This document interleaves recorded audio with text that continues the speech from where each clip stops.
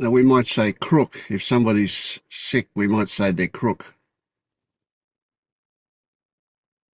It doesn't seem to be used so much these days, but when I was younger, it was around a lot.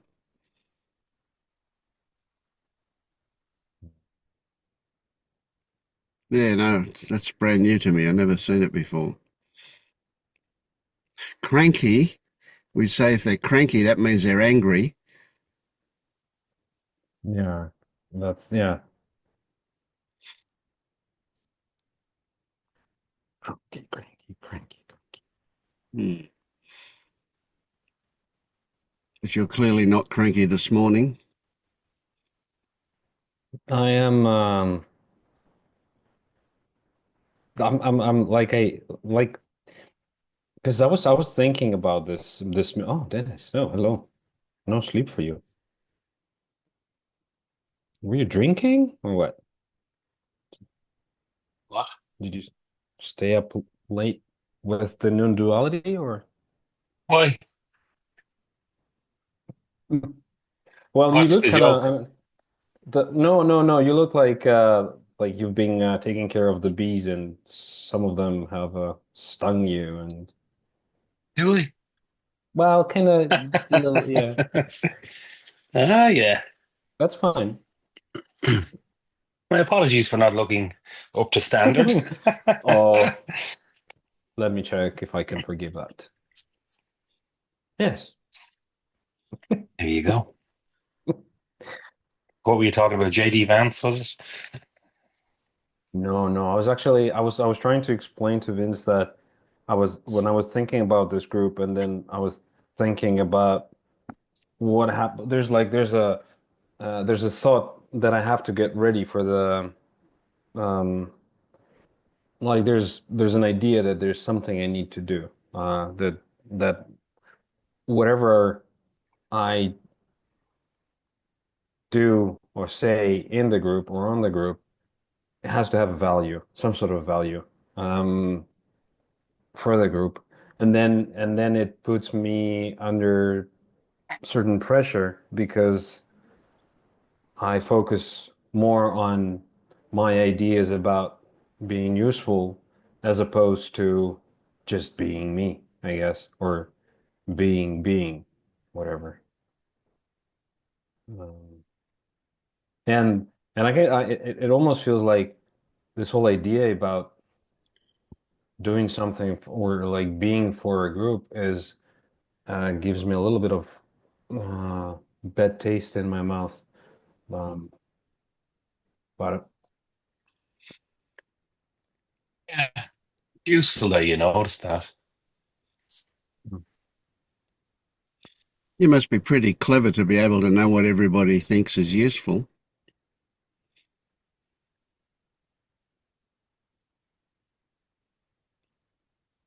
um, Talking to me, Andre. yeah, Vince. Well, I think it's um when I the judgment whether I have been useful or not is based off like feedback, right? Some people are saying, "Oh, this I resonate with this," or "This sounds relevant to me," or um, give me some sort of approval, any kind of approval, right? Whether it's in their own experience or whether it's their liking of my uh, performance or presentation or whatever I'm doing. So that's what I consider to be uh, value, I guess.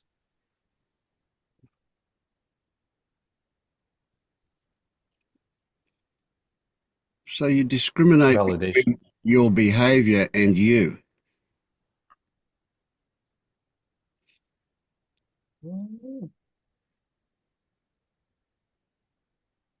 Yeah, because that's where the conflict is. The conflict says, um, because me wants to just happen, turn on the mic, turn on video, and just happen.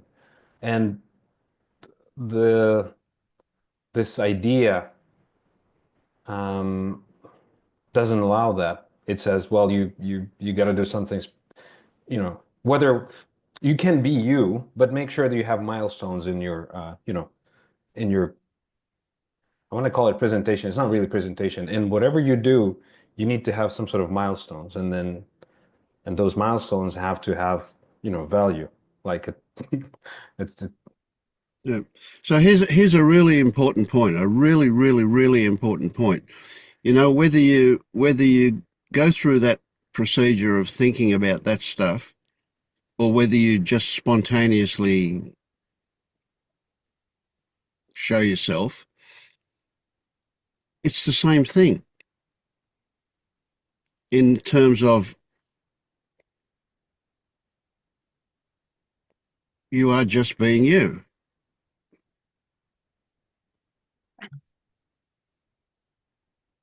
Yeah, and that wasn't very clear, was it? But well, it is all me. This yes, conflict is me. These yes, ideas are me. yeah, But there's also another part of me that says, I don't like it. I don't think it's right. I don't think you're being spontaneous when you do that. Let's try and get rid of it. Let's not try and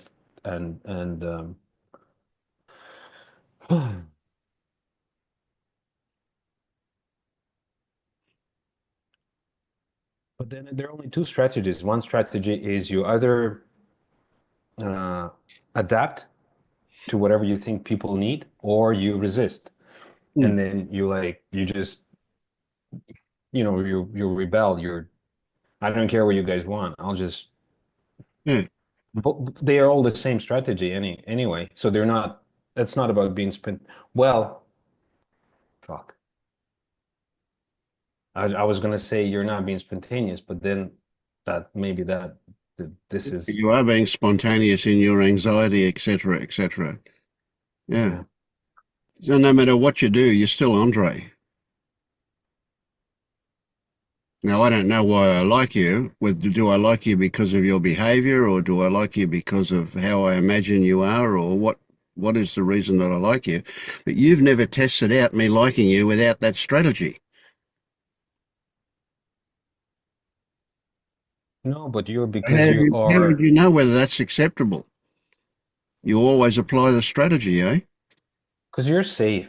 You have said a few times that you liked me, so I put you in a safe box. Like Vince is safe. I can I don't have to. So don't I know it may strategize. sound strange. Yeah. No, like I don't have to, I don't have to think so much about what I say and do in front of Vince. Maybe You're in I front should of focus Dennis more on because he's going people. to be really critical of you, eh? No, Dennis, maybe Paul will be really critical. Paul, yeah, Yeah. Paul is like, ooh, Paul is the other extreme. Dennis is well, he's in a box which is closer to the safe box, so You never know what Tammy feels because she'll keep it to herself. that's yeah, oof, yeah. Well, so she's like with Paul for now. No, I just think everybody here is so adorable. I don't know. Oh, they Andre, I think that's what I feel right now. I just feel like I don't know. There's Thank you, yeah, Itami.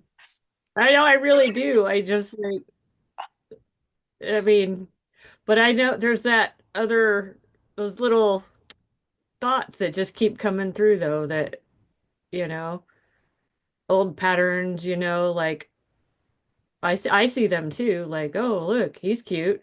Oh, look, and I'm not going to say who I'm talking about because it could be everyone, right? Oh, he's cute. Like, oh yeah, I've had that before. I think I know what they're talking about. I mean, it's like we're all the same. We just like we look different. It's the same shit, just a different accent or whatever. It just sometimes it's more, sometimes it's less, but it's all the same shit, Andre. Either we have it now going on or we had it. I mean, we all wouldn't be here. It's so crazy, that to think out of all the places you could be right now, you could be out at a pub, you could be out doing something else or what, but here we are in this crazy Zoom room.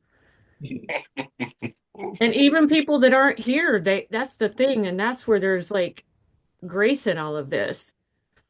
Like I had a battle of insane. I'm just saying words. Like earlier today, I just found seemingly caught up in thought. I forgot, and I was just like, I could tell because I didn't feel good. And there was only little bit of a struggle, but it was like I recognized it, and then it just somehow it just kind of knowing that recognition and then just kind of sitting there for a little bit, it just kind of worked itself out without me going, oh my God, oh shit, now what do I do? I just kind of sat there and it worked out. But it gets quicker. But I could look around and see other people in my household. They don't do that. They can't do that, seemingly. So they're not even aware of these kind of meetings. They don't want anything to do with any of this stuff. They don't want to look at a book. They don't want any advice. So there's something that you're here right now. And that's huge, I think, especially being on a Zoom, with people you've never even met, supposed comfort level. I'm more comfortable talking.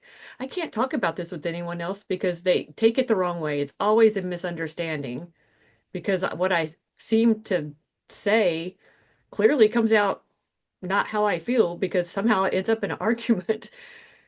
And that's not where I'm trying to come from. So I shut the fuck up. Mm. And then I have that battle, and then the battle goes on. Well, you should do, and then I'm just like, oh my God, it's all me. Just Yeah. So Tammy, sometimes it's when, difficult. when you said it, it just dissolved when you were became aware of the fact that you were lost in thought and something changed. Now, before that, when that used to not happen, and now when it does happen, that's the thing that Andre hasn't got. Right? He still gets lost in thoughts and thinks, they're really important, those thoughts. How do you do you have any, I mean, I don't really expect an answer, but do you have any idea what changed from before to after when you now can just see those thoughts and watch them no longer have a hold of you? Well, for me, it took first seeing the thoughts, slowing everything down, and then when I could see the thoughts, then it was so I don't know how because it was so gradual. But I remember before when I was in my head and I was just battling, I didn't know left from right, whatever. But then I just picked up Ho'oponopono, which I now know is basically like a mantra, that you would say over and over. And then all I did for like 2 years, I would wake up, I'd go to sleep, and that would be in my mind. So that could be like a koan or anything, really, just to stop those, I think, to slow the thoughts down. Because and then I did the Course in Miracles workbook, and that again slowed everything down and gave space. And then so once there's that little space, then you can, whenever it happens, you just see those thoughts. You start just seeing them. Right, right. So looking for that space. Somehow it just happens to where I could see like the hate, like I don't know when it happened, but I would remember just noticing thoughts. And then some of them were brutal thoughts, murderous thoughts. Like if they were dead, oh, if they would just die. Oh, if they were gone. And it was like, wow, that's interesting. I didn't take it serious, but then I didn't also realize I didn't necessarily think it was me, nor did I think it wasn't me. Mm, I don't know. Because then I would think, then I started to see like how we want that excitement, something bad to happen. yeah, yeah. Like, oh, how exciting, there was a freaking, wow, there was a plane crash. Like, oh my God, ooh. And then and being able to admit that and see that was somewhere in my whole thing where I was like, whoa, I could see that because I remembered someone talking about that like way before I even knew what Eckhart Tolle was fucking talking about or any of those things that I read. I didn't know what they were talking about, but something made me read them and talked about paying attention and this and that. And like I forget the whole thing. And then I started thinking like, wow, that's interesting that I can see those thoughts. Right. Okay. There's And then another it just another wait, thing that you right? mentioned that might well be part of it, and that is that we tend to not realise that we get a stimulation from those thoughts. We get a little bit of a high when we have those, especially the dramatic thoughts, and maybe we're addicted to them. That's a possibility. Yeah, maybe. I don't know. But I see them now and I could kind of laugh at it because in like if, even old patterns of like for me what's really interesting is recognizing a pattern in your life before all this happened. It could be addiction or anything. For me, what was really interesting is having that, and somehow there was a recognition like, I want this, even though I'll just use myself as an example because I really don't care. There's nothing to hide. But I remember being in this, having like this relationship, and I didn't even like him. I realized that. Like, I didn't like him. I didn't. And I was like, my God, I actually hate this guy, but I couldn't leave. And I was like, and I knew in that moment, something in me, there was a recognition that there's a lesson I have to learn here. And Mm, I knew, and it was brutal. And I remember crying my eyes out, and he cheated, but I didn't leave. And it's like, I knew, I was able to see that there was something in me that wanted that. yes. Yeah. This identification, this dream shit that we're in is like, it's not a happy dream, really. And when you can kind of finally see that it's like, Mm, you start looking at that, and then it loosens up a little bit because there is a part of you that feels undeserving and unwanting and unworthy. And then when you can start seeing that, like I started seeing that in that relationship, and now I'm friends with him to this day, or friendly anyway. But I remember just when we finally broke up and I pushed it. And then he finally did it. But then I had to go through that. I still went through mourning, even though I knew that yep. I, I just knew. I knew there was a part of me that knew. And I finally got that out of my system where I was just wanting to be with someone to feel that void of like Yeah. of separation, seeming separation. And I could see that now. But interesting, like the old pattern still tries to come up in me that tries to like, oh, look for that person. Go, you want to be in a relationship again. And it's like, I mean, if it happens organically, then that's cool. But there's no more of this. Yeah. You don't have the hole to This fill anymore. person Yeah. will never ever look for someone else to Mm, make me feel better because I know it's impossible. In anything for that matter, because it's like there's nowhere like there's just nothing that but I still see like little things like coffee. Now it's like I could see the coffee, okay, or whatever, the little attachments yeah. still there, but it's able to like just in there's something in you that wants this because you're here, Andre, and the more that you're willing, the more all it takes is like what is, and all the teachings is there, like I don't know, that little spark, that little mustard seed or whatever, and it does start to grow. But the us, even I find out, like today, I'm just like, God, just want this to be done with. But it is like, and then it's like, oh yeah, no, the one that wants it to be done is blah blah blah thought. But it's just like, oh my God. Mm, Yeah. Anyway, I get you. It comes in, it's like it, yeah, I guess it'll be here until it's not. I don't know. yeah. What if But I it's get you. never not? What if it's never done? Here we are. Here Mm, we're not. I don't know. mm,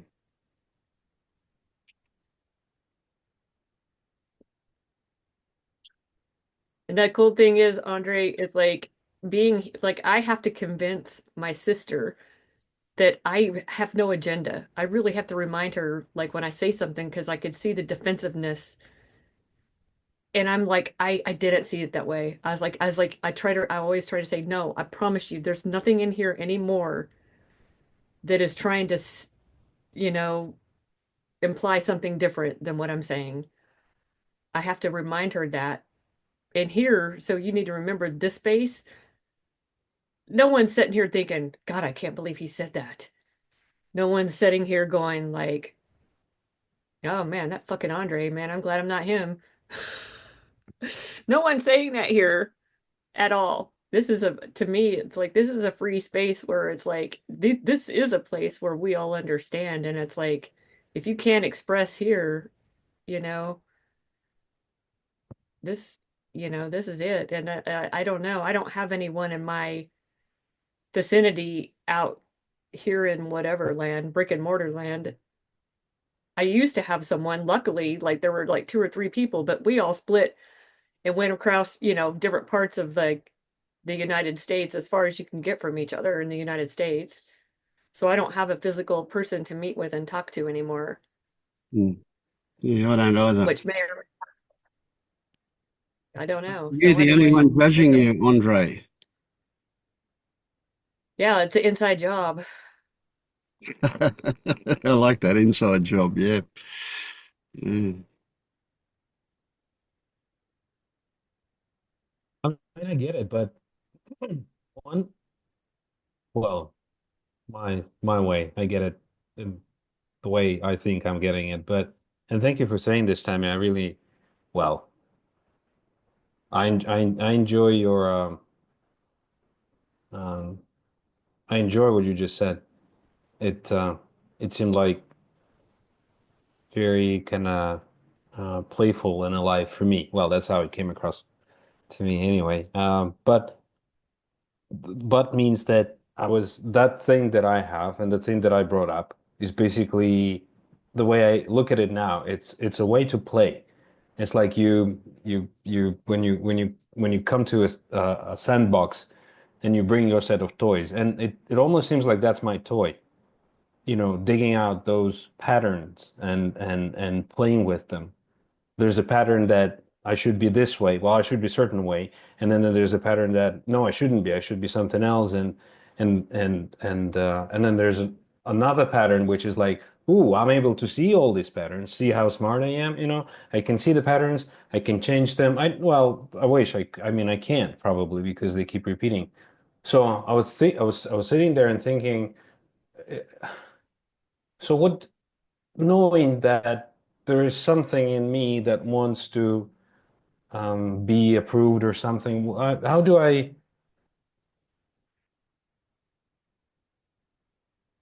just keep it there? Do I just acknowledge it and have it there until it's not there, or will it always be there? Will I always need this kind of approval until I die, or then when I wake up, then it will be gone because it will not be. You'll see it's a thought and blah blah blah, and you don't need that thought. So you will choose a different kind of game, I guess. Um, or it's just a part of a bigger pattern which says there's something wrong with you, so you should fix it, and then you just keep looking for the details which look out of order, and that pattern looks like it is out of order. Let's fix it. Let's fix that. Let's fix that. Let's fix that. And also being part of another pattern where you show other people that see I'm broken, and I just need to make sure that you see that you see that there's something wrong with me, and I'm trying to fix it, which I'm not really. But I just want you to see that I'm broken. Well, yeah. Well, I think that's part of that. But anyway, it's this. So this whole kind of all these parts with flashlights, and they're all sort of pointing at each other in the darkness, and just having some wicked fun, I guess. Like you said it. There's a book actually. I started reading it and then never finished it. It's called Existential Kink.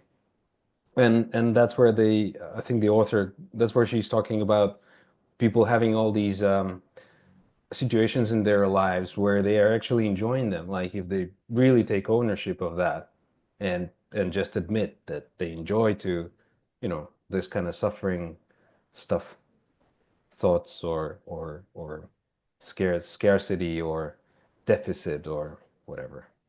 And I actually I started listening to it. Well, I wasn't reading. I started listening to an audiobook, and I was enjoying it because she was talking about these suffering programs, but with a in a kinky way, with like sexy voice, like like BDSM stuff, and it sounded really fun. Like when she was making fun of it in this way. Uh, well, sometimes when you're in it, it doesn't sound fun at all, but sometimes it was like, oh yeah, yeah, oh more, more. Ah, I want more suffering, please. I'm not enough. Oh, I'm so not enough. It's just anyway. And still, while I'm doing this, it does feel like I am not like I'm running away from something. Well, I just want to let's talk instead of not talking.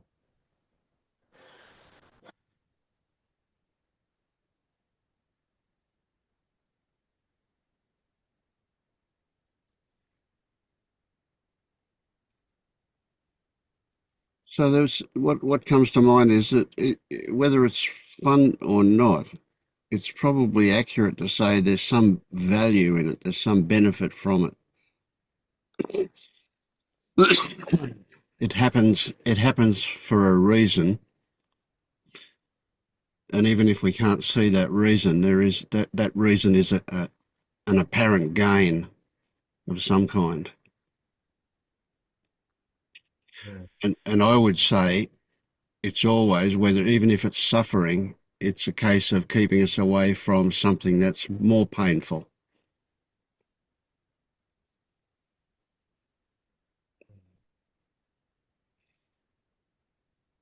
But that's not to suggest that you go hunting for what it is, because you're never going to find it by hunting for it.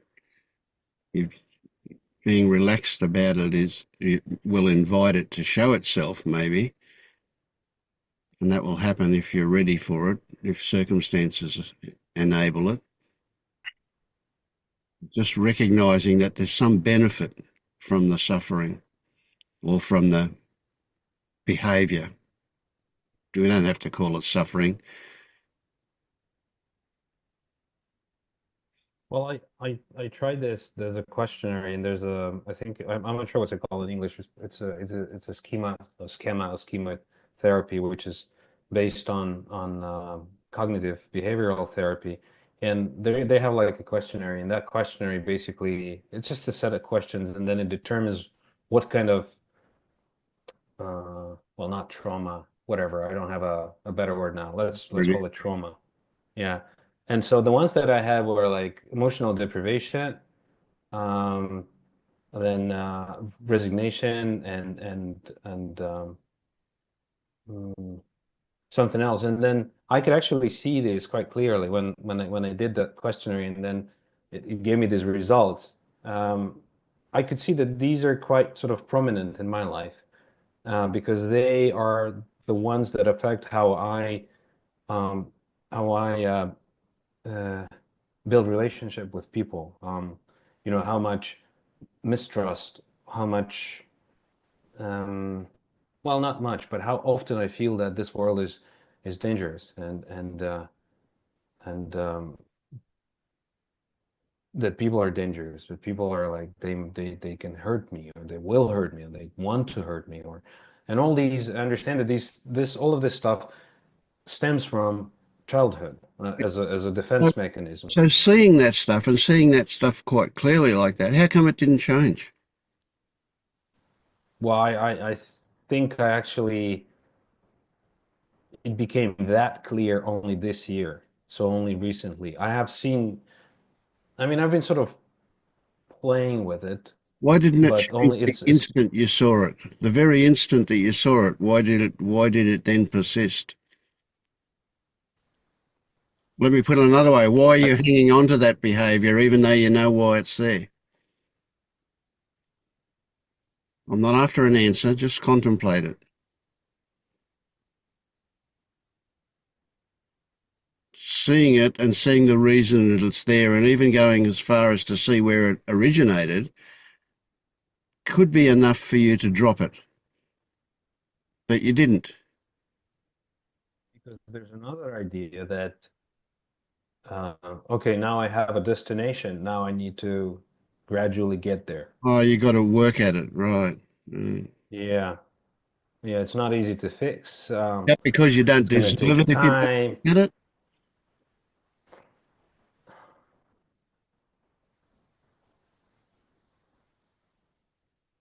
I don't think, well,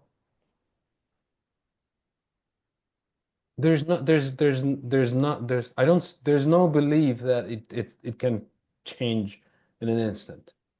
Right, There's the opposite belief that this can change, yes, but God knows when. right, okay. Mm. And who knows if it will. So I never really put it that way for myself. I never really looked at it that way that okay, now I see it. Why is it still here? Well, clearly there's benefit, like you said, there's gain, but and then it seems like it is enough. Now that just knowing that there's benefit, there's gain, okay, I'll deal with it later, sometime. Mm. But I don't know how I'm going to deal with it or who What, is going to deal with it. who's Andre going to be without that? Is that why you've still got it? Well, I will not have my toys. I'll probably, yeah. I won't be able to come to this group and do this, right? That will be something different. I don't know what. It almost seems like it is my, what do you call it? Like act. It's my act. Like if you're, it's a Cirque du Soleil, like it's a circus. And in this circus, Andre does this. Andre looks at his patterns.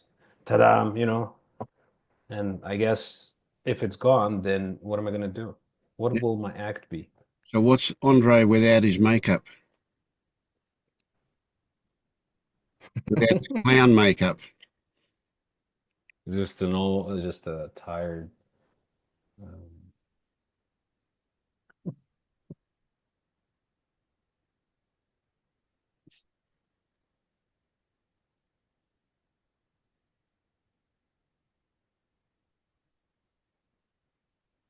there's there's a sense of enjoyment now when you ask this question, what is Andre like without his makeup? And then I'm like, oh, we're playing this game. So the way I look at it is it's a game. Like I have this makeup, and you say so, and it seems like your question is serious, but my answer is like, no, it's I'm just fucking around. And when I see that, it almost shows me that there's a some kind of enjoyment of this, of Mm. having this, of showing this, of having other people asking about it and then not doing anything about it. That's also a part of it. So just to have this, picture this one, for example, like the clown in the ring in the circus, and he's running around with his clown makeup on and doing clown things, right? And then he's doing it with no clown costume, no clown makeup. Totally different reaction from the audience, eh? If they just see a man out there Yeah. doing clown things with no makeup on, how does the audience react?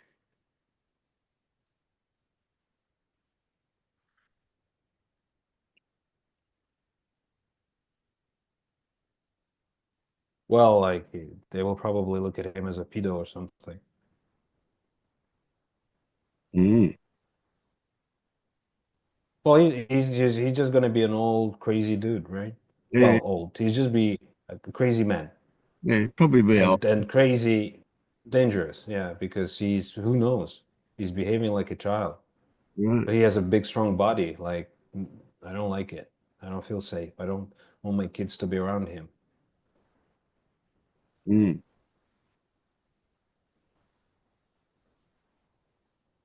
It,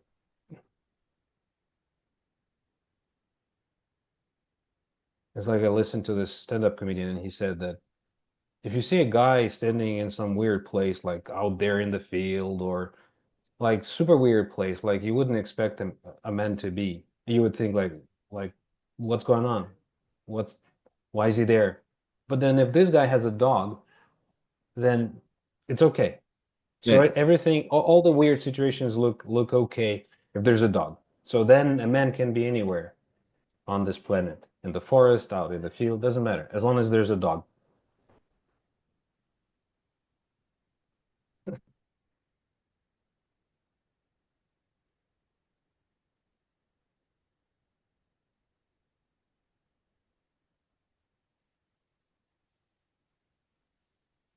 Why does it become so heavy all of a sudden?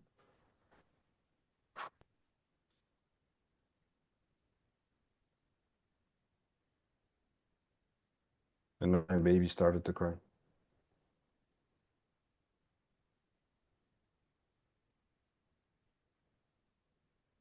The Andre baby or the Damien baby? Damien, baby, my son.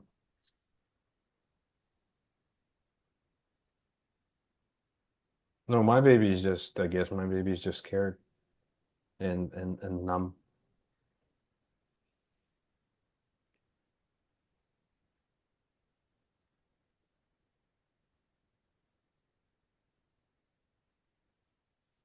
I'm no longer enjoying it, that's for sure.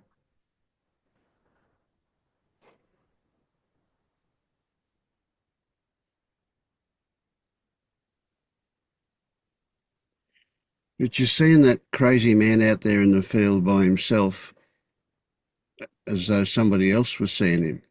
But now if you go to that man and go inside that man, he's there awestruck by what's around him. He's totally blown away by what he's seeing out there in the field. Inside himself, he's really happy. He's really, really totally full of life and enjoyment and so on, right? That's when it's not the person on the road that's looking at him and going, what the hell's going on? It's what's going on inside him.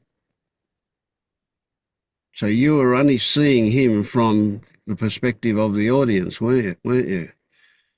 You never for a moment considered what he was feeling inside.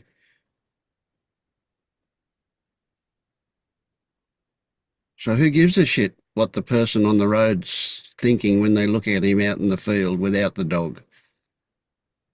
Isn't it more important what he's actually feeling? And he's blown away. He can't move. He's so transfixed by the intensity of the colours and the feeling of the breeze on him and etc. You know, he's having a really good time. Even though the person standing over there on the road looking at him's going, what the fuck's going on?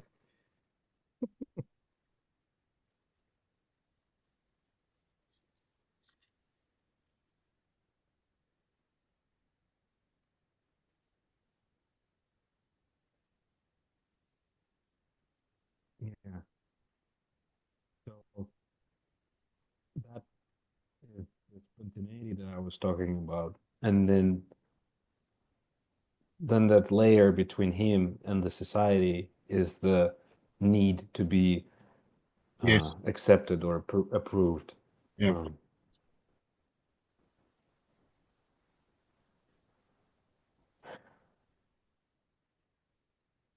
and I seem to go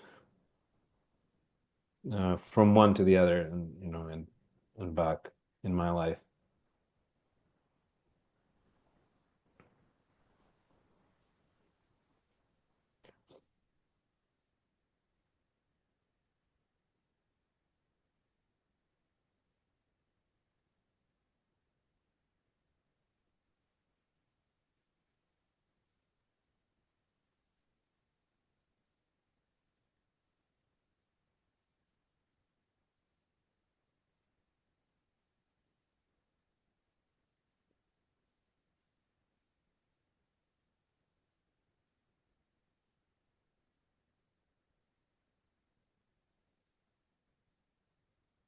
And then I just isolate because I don't know what else to do. Mm. Well, I Well, don't what know if if that's this man in the field, right, he turns around and he sees the person looking at him, and all he does is he smiles and waves at that person. All of a sudden, that person's not thinking of him as a weird old pedo or whatever anymore. Uh, That person goes, it's like he's got the dog. That person goes, oh, he's out there doing something. He's having fun. It's okay. And all it took Yeah. was he looked at him and waved. He didn't say anything. He didn't, he didn't need to put on clown makeup. Nothing happened. He just waved. That's all. And all of a sudden, everything was okay.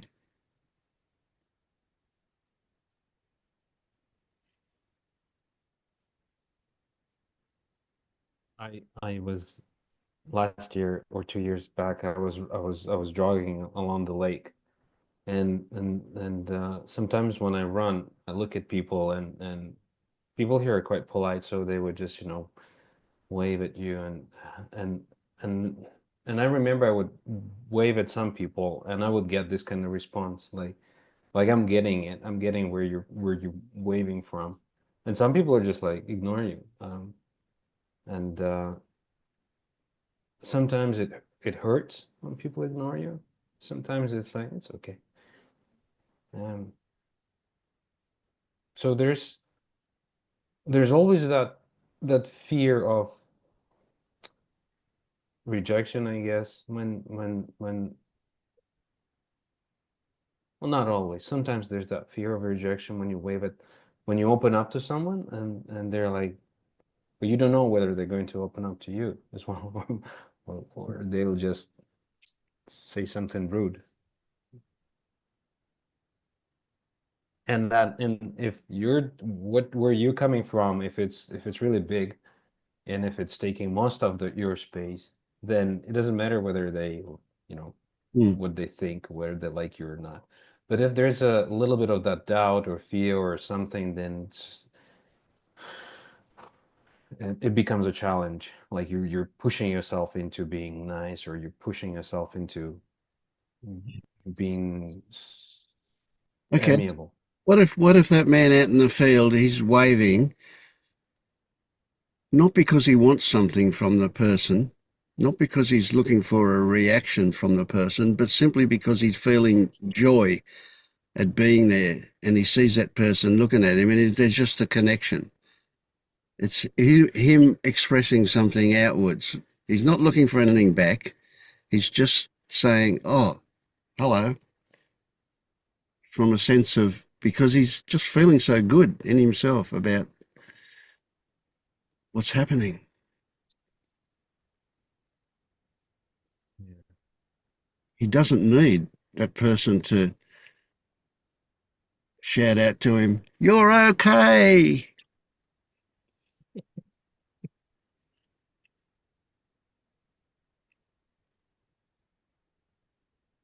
Well, I wish I had more of this, because it doesn't happen often. When it happens, yes, then there's this uh, um, just being open and kind. Um, but most of the time, I am not like that. Most of the time, I am in my cage, and I'm identified with thoughts that tell me that, oh, this is not safe. This is like, you shouldn't show other people what you are or who you are. Um, they won't get it. They won't understand.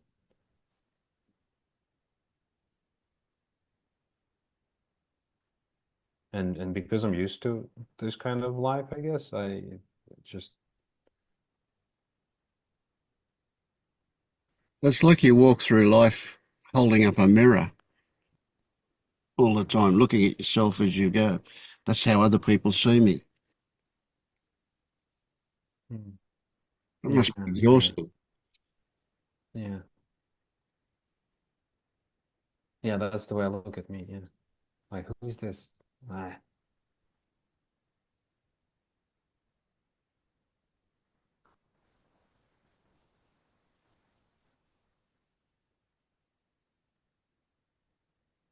it is exhausting. But when now we're talking about it, I'm like, there's no, there's only this now sensation in my stomach, but I'm also sort of looking for a thought that would remind, well, that would sound something like, well, don't you want to change it? Don't you want to be more like that? And I don't find it. But then maybe I should. Oh, shit.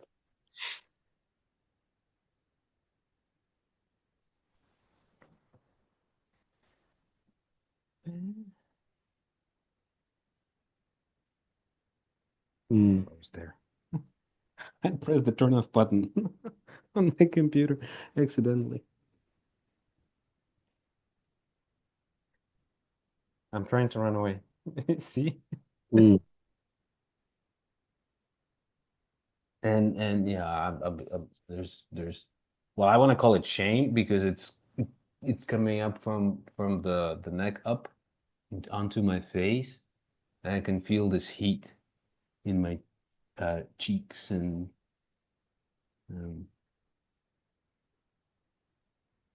and this tightness in my stomach. Uh,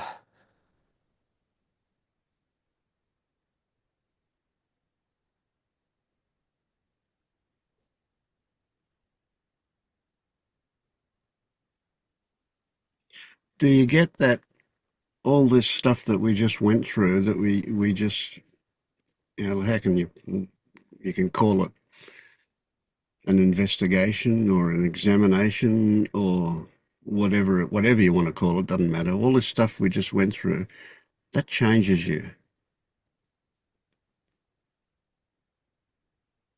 I think so. I don't know how. I don't know when. Yep. No, I it's don't know to totally which degree. irrelevant. It doesn't matter. Yeah. Every experience changes you.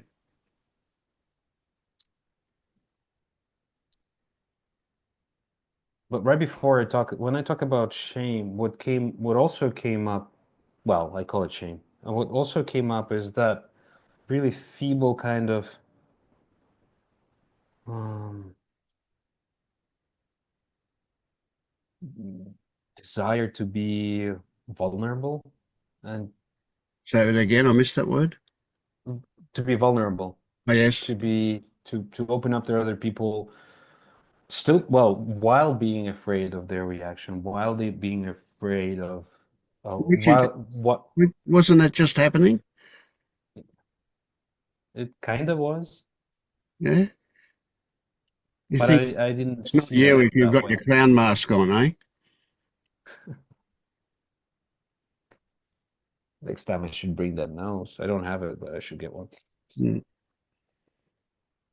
Good idea. Yeah, definitely get one. Yeah, well, Mm. But it was happening, wasn't it? You were being vulnerable. You were being open. mm, Were exposing yourself. yeah.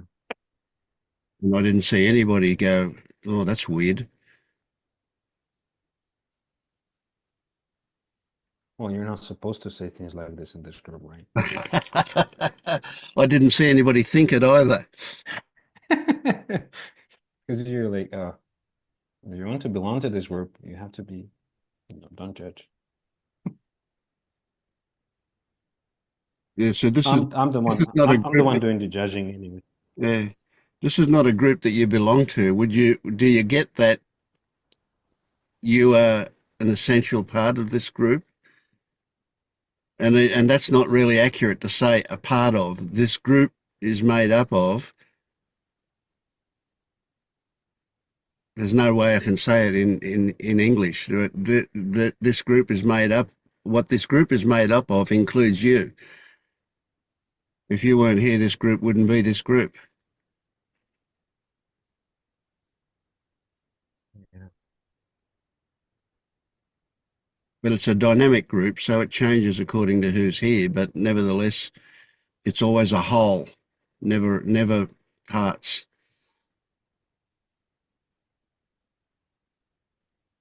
Yeah.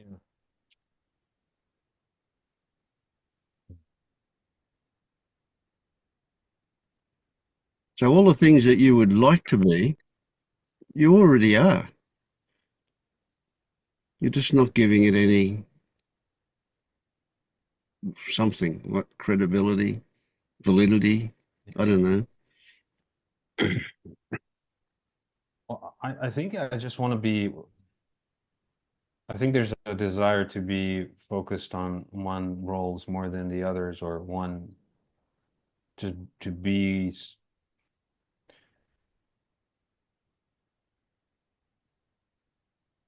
I had this idea years ago, like if I live every day of my life as a different like different occupation. Like today, I will think and act as the President of the United States, and tomorrow I'll think and act as a janitor who sweep whatever, I don't know, who's out there in the street, and the next day I'll be like a fisherman, or Yeah, yeah, yeah. and have their paradigm, think and smell life, and just be that to shake off that rigidity of just one a suit or a mask or Yeah. yeah. So when you drop that clown persona, you can be anything, including the clown, but anything at all. It's only by being locked into one that excludes the others. Yeah.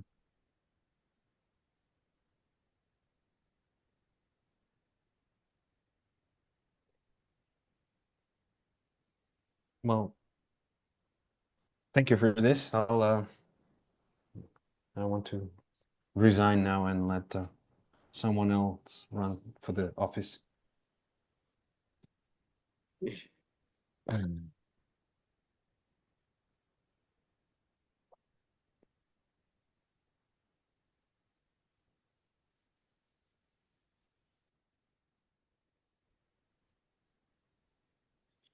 What are your thoughts about Andre, Dennis? What would you what were you thinking that you would really like to convey to him, or were you just detached from the whole thing? Um,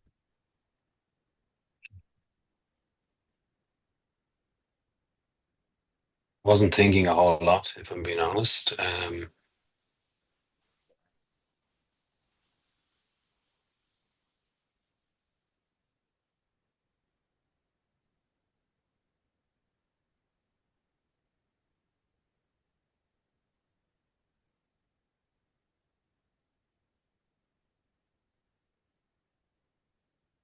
Against what was the question again?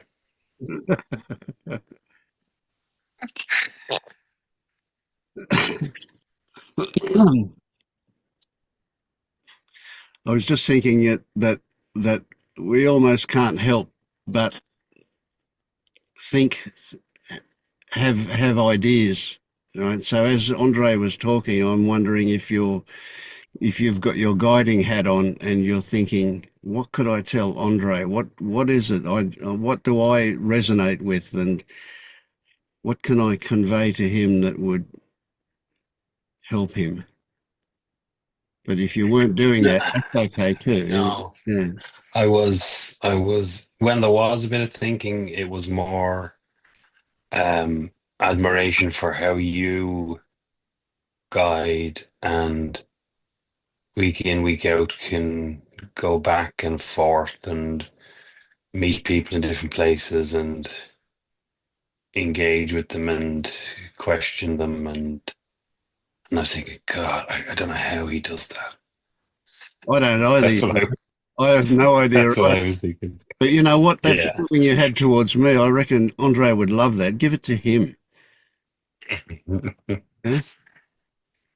I'm amazed Andre, he can be like that. Yeah. there was a general sense of letting Andre talk unimpeded.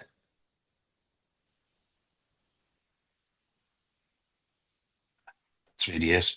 That he kind of have. Did you see him go in and out of various emotions? That I watched him do that. I saw him a couple of times go into things, and so I just get that feeling that, that's good. Let's just feel that. That's really good stuff, Um, Yeah, I'd agree.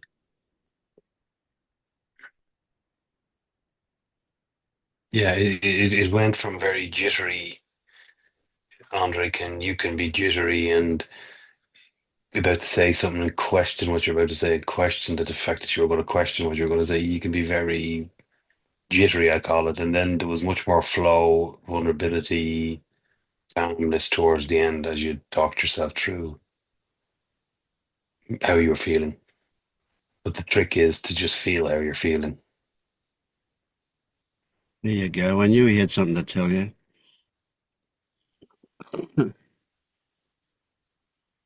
Andre, do you ever rewatch episodes where you talked a lot? Did a few times, and then a bit, and then I think I would rewatch it to see if anyone commented or anyone, liked me or left like, oh, this guy's, oh, wow. And then because I didn't see those kind of comments, I was like, oh, that's it. I'm not rewatching this again. I mean, that's it. No one's liking me, not point. And then Yeah, up to the I point know where I I don't rewatched. want Oh, sorry. was that? No, I was gonna you. say I rewatched one where I talked a lot because I could tell when I was talking the self-judgment afterwards. And so I wanted to watch it. And when I watched it, I just watched all of paid attention to all the stuff that came up and allowed the burn to happen and the self-judgment to happen Yeah. You were and watching just watched yourself it. though.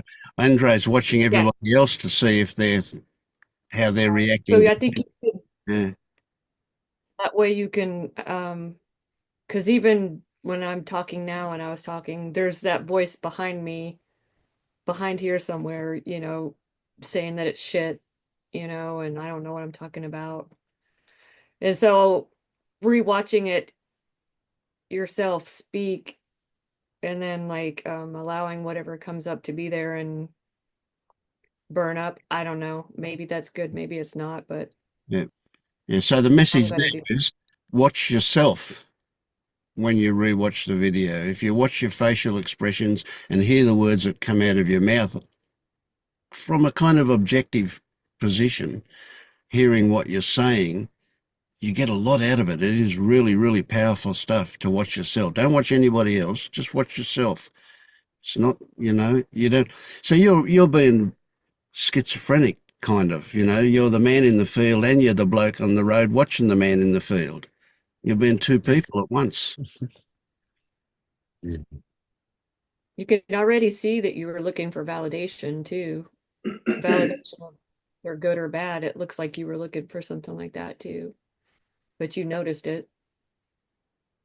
it And of doesn't go course, when away. you're watching yourself, judgment is something that comes really easily. That's a good trick to watch that for that. See it. Don't judge the judgment, just see it. Mm. Thought there was a very significant moment when you were talking, Andre, and you were talking about the clown. I think Vince asked you, what if you let go of the clown costume?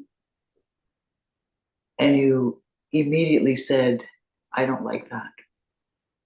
And then I could see you just kind of went really, really quiet. You went into it.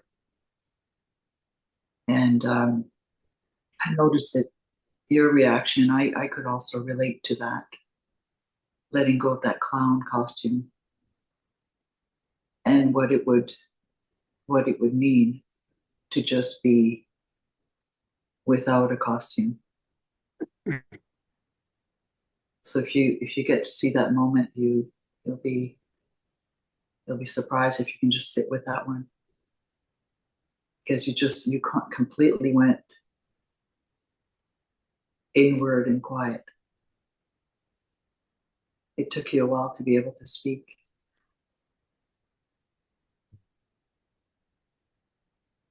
Yeah, it's a big one for me too.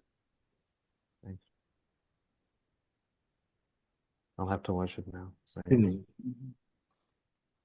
So there's a couple of things that come to mind there, and that one of them was when when when you've got the clown costume on, are you Andre with a clown costume, or are you the clown?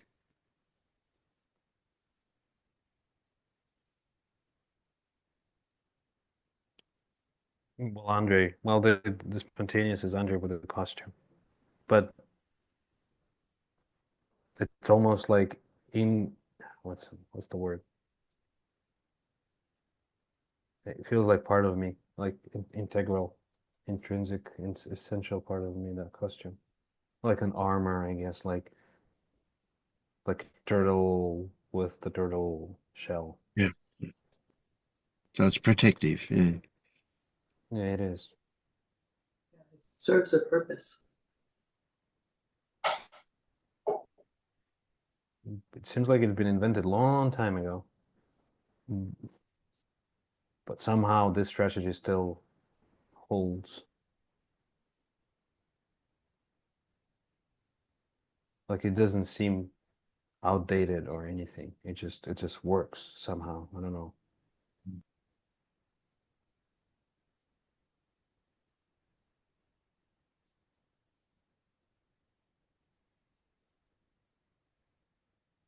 Yeah, I've been having this weird experience of not recognizing myself.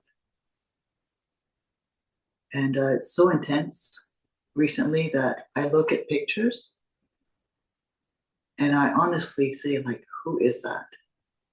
Last night I was so obsessed with it, trying to understand what that was all about, that I took several pictures, different angles, to see if I'd recognize any of them. And I couldn't. And then I started cropping them to the point that the only thing that was left was my eyes. And I had to take my glasses off, and the only thing that I could recognize was my eyes.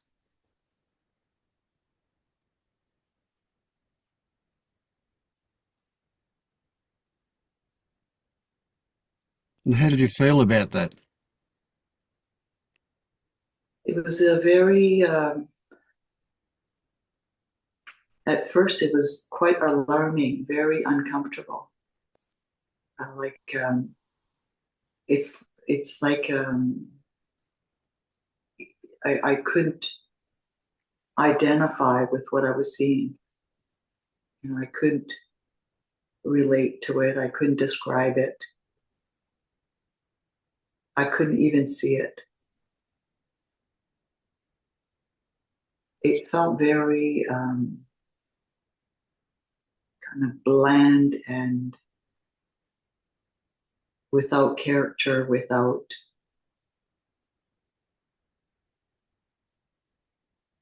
empty, completely empty. Yeah, so that's a good description, but I'm asking you how you felt about it. Felt Mm. Was it a good feeling? Was it pleasant or unpleasant as a start? it was it was unpleasant, Mm. unpleasant in the beginning, and also there was a kind of a sense of wonder. Mm-hmm. It's been happening gradually. It's the first time that I really stop and really look at it. Yeah. So when you said wonder, were you meaning wonder as in a question or wonder as in awe? Um, it started as a question as to, well, why is it that I can't see what's right there? How can it be that at the age of 62, I look at myself and I have no idea who that is? See, this is a thing. Really, see, I do that. I really can relate to what you say, but I have a really good feeling about it. When I look at a picture of myself, I go, that's not me. I don't know who that is. I know I recognize it as a picture Well, of me, but it's like, and I feel really great about that. because I guess I've got a story that says that means something. It means something about the loss of identification with that thing. Yeah. I'm wondering whether your unpleasant feeling as a result of it is because that loss of identification feels like an actual loss. So Yeah. to promote I think grief that, for you. the word unpleasant is not right. It's uncomfortable. It's unknown. Like it's unrecognized. Yeah, okay, yeah. It's, um, it's, it's, it's, it's, it's confused. Like the mind doesn't understand it. Yeah. I get that. You know what I'm saying? It's like there's a recognition that in what seems very concrete way that I have not been, I never was what I thought I was. So with Right? grief, or there's some kind of hanging on to that though, isn't there? Yeah. There had to be some hanging on to that, Yep. or I probably wouldn't have done that exercise. Yeah. It's just, it's almost like someone is trying to erase me, you know? Yes, exactly. You are. It, it's, that's how it feels. Like it's disappearing. And I even had the thought is, I wonder if my kids recognize me. Yeah. Oh well, It's so others won't strange. see any difference, but yeah, but right. But you are erasing you. You are dropping the connection with the self. Now I see that as a good thing, but you've got Yes. you're experiencing the loss of something familiar. Maybe is that where well, let's There's no use the word sadness. discomfort, sadness. Yeah, There's no sadness. no sadness. Right. No. I've experienced this differently, but this is just like I swear, it's like if someone showed me pictures of someone else, I would say that's not me. Mm. It's more like that.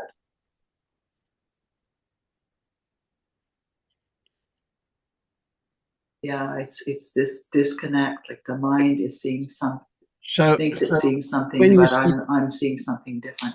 yes, when you see the picture of you, your first inclination is to say that's not you.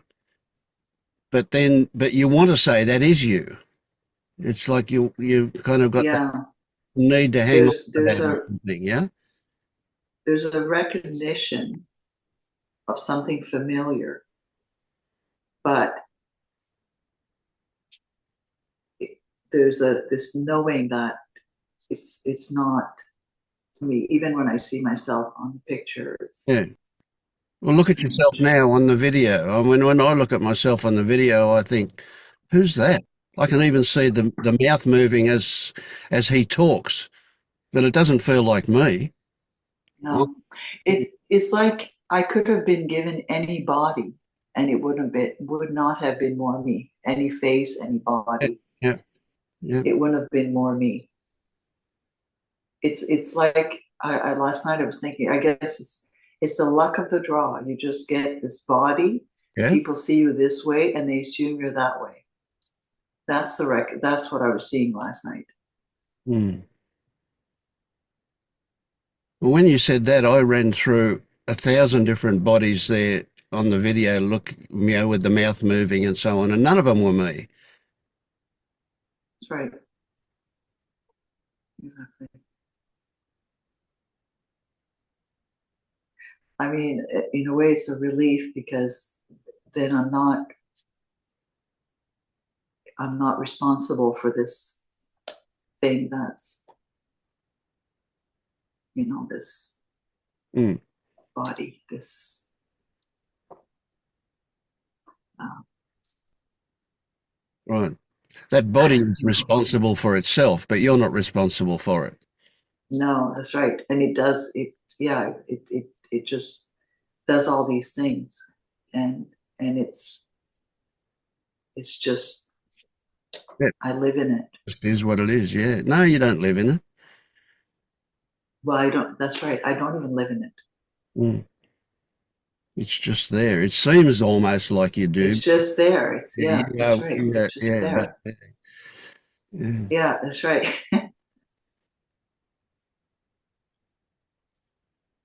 Mm. It's like the clown costume, you know. Yeah, That's why absolutely. the clown costume story I can relate to, because it's not what I am, but I wear it in different situations. So I wonder if it's possible for you to look sideways out of the corner of your eye, so to speak, to find the joy in the fact that you're no longer bound to that which you used to see as your body. Because I mean, I experience a wonderfulness, a great joy that it is finally, that body that never was muscular enough, never was the shape it should have been, never had the square chin with the dimple in it, never, you know, that turns out not to be me anyway. It's just a body there. Yeah, no, Yeah, that particular yeah, one. no, that, yeah, no, that is a relief. Yeah, it's a relief to not feel like I'm responsible for it for some reason somehow, that Mm, I'm creating something through this body, or yeah. And that it there's a, means anything at all. there's a really weird thing that happens, and that is when you're not responsible for that body isn't corrupted by thoughts, etc., and so it will look after itself better than what it used to, because it won't be diverted by all these other stories that go on. Yeah, it's something I definitely noticed. Regardless of what I've been doing a lot of just waking up in the morning and just going with whatever. And it doesn't matter what I think I'm doing or not. It just always does what it needs, Yeah, you know. yeah. Doesn't need to be And it always feels, right. Yeah, uh, it it doesn't. always it feels the same. Yeah, It's the same. it's exciting, I think. Oh, It is a relief. It's just such a weird experience last night. I mean, if anyone had seen me on the outside, they would have said for sure, this woman's absolutely crazy. I don't know how many shots I took of myself, and it was like, that's not me, that's not me, that's not me. Um, yeah, good stuff. yeah, I know. And thank you so much, Andre, for what you shared. There's so many aspects to what you shared that resonated with me. And it is a kind of a small miracle how things you hear sometimes can just dissolve something without having to do anything.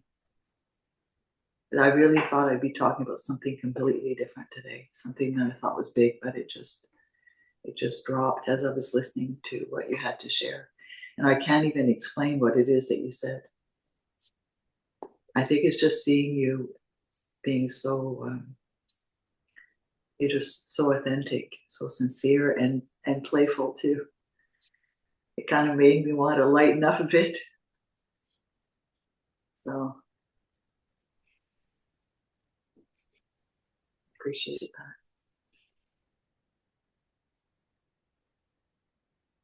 I want to share something too. That's okay. Yeah, yeah.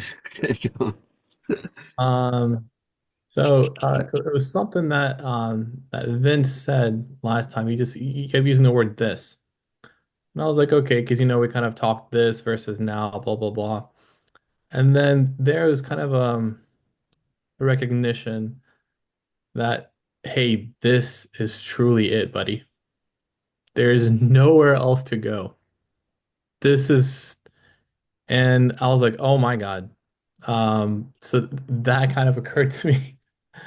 Then after that, I kind of went to like a state of disillusionment where I was like, what have I been doing for 15 years? Why couldn't have someone told me for 15 fucking years, this is it, buddy? Literally, don't go anywhere. Like, and then I just felt just a lot of sadness, a lot of grief about.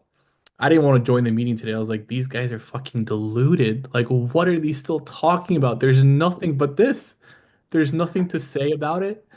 Um, it's not magical. This is just my experience. I had a really beautiful conversation with Marius before today that kind of already changed my experience fairly quickly. But it was just the thing I recognize is there is the seeking has gone. Like there's a desire, there's this the belief that there can be something other than this is gone. The desire or interest in some kind of inquiry, it's like inquiry for what? What am I? Why would I walk around saying now? Like it was always now, but the reason I did so before because there is a belief that this was getting me somewhere. That you have to do something to be now or to not get lost track. There's just seeking energy that I was trying to dissipate. And then I played around with Vince's bot all day yesterday. And that one kind of took me to this disillusionment place. I just kept telling the bot I'm really sad. Like this just can't be it. Like what the hell? Like this is terrible, terrible news. And the bot, well, I don't know. The bot was interesting. It was very comforting in a way that he just told me to kind of stay with it. But it's interesting, something that um I'm experiencing. And like today in that conversation with Marius, he asked me, well, what do you think you are? And my mind is silent. There's nothing. I can't, without the mind, I can't tell you what I am. There's, um, um, I've been more fixated on the seeking because that's the first time that energy ever disappeared for me. So it was quite palpable that like my body knows this is it. It is not, or something like some part of my being, my brain, whatever, however you want, it knows there's nothing else. It somehow understood that there's nothing else. But before that, there are little parts that thought there's doubt that kept creeping in. But it's like it's always been this way. Um, That's the portal I fell through too. So I really get on Alexey. I really get what you're saying. It's just, wow, yeah. that's it. Yeah. But you know what? After that, I had the same thought as you.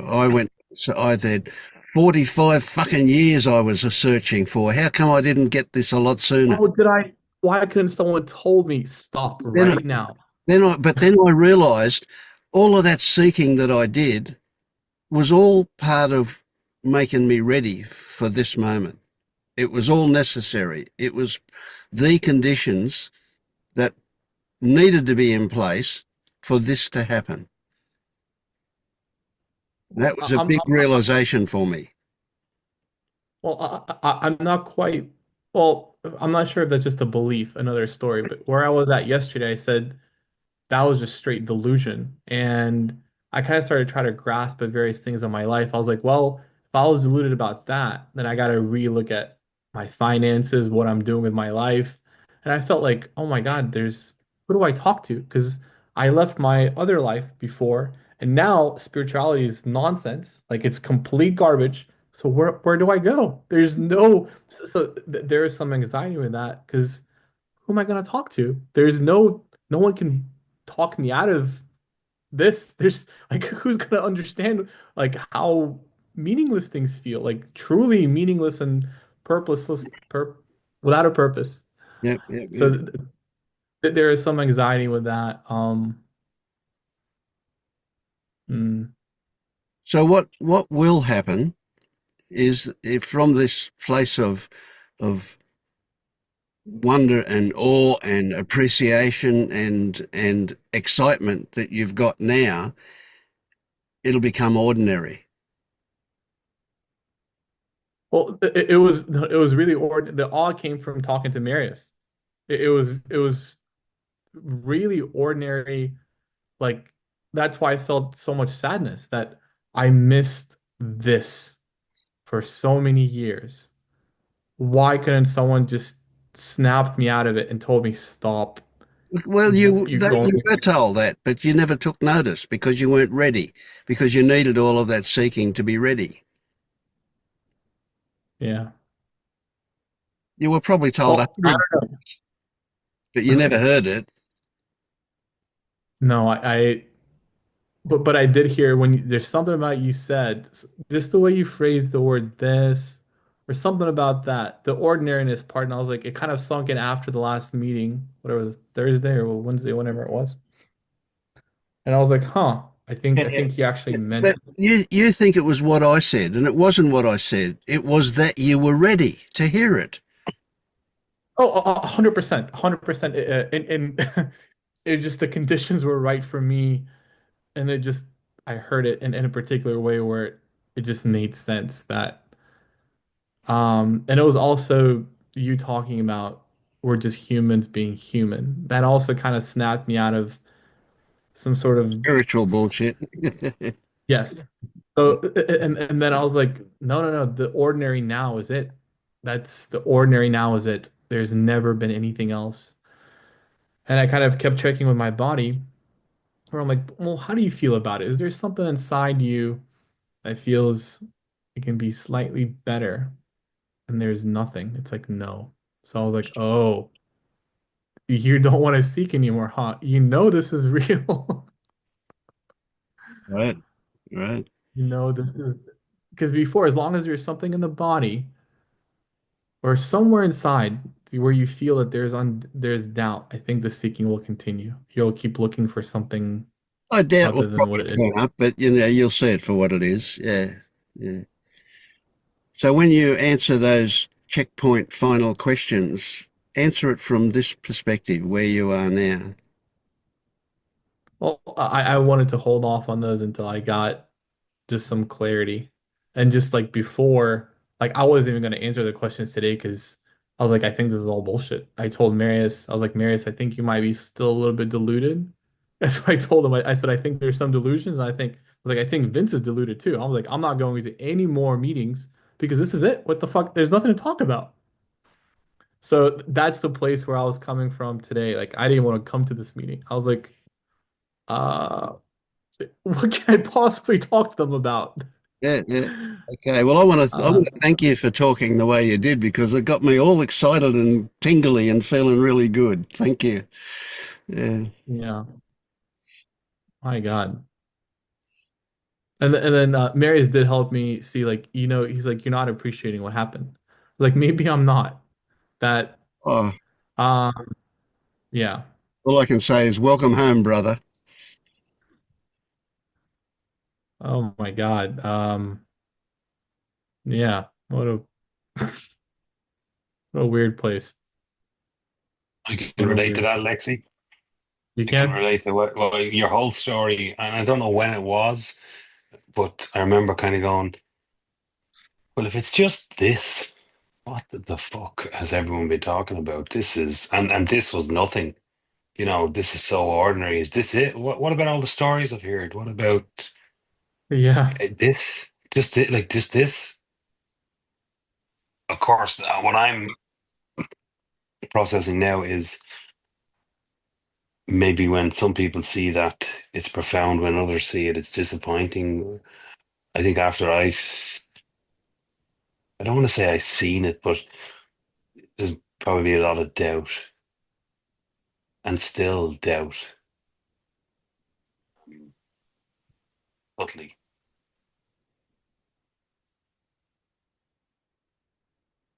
Because But like, does yeah, your body know it can't be anything else? But does your body, that's my experience. My body just knows, no, no, no.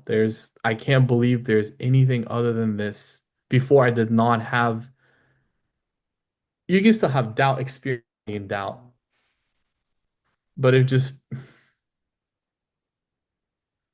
Like my body just knows there is no other place to go. A weird, weird, weird thing. And for Yeah. me, something else. Sorry, go ahead. No, no, you keep going, keep going.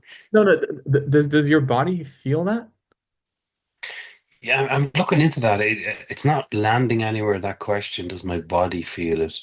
I can reflect Is back there on. something inside you that says this can be something better than now, or other than this exact thing? Is there something in your mind or body or does your being that feel like there can be still a little bit of other place to go to?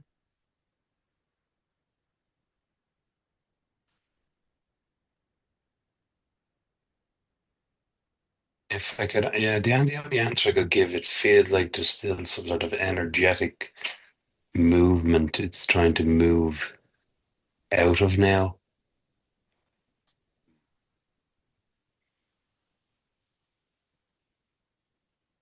So it's not fully accepting this moment in the body.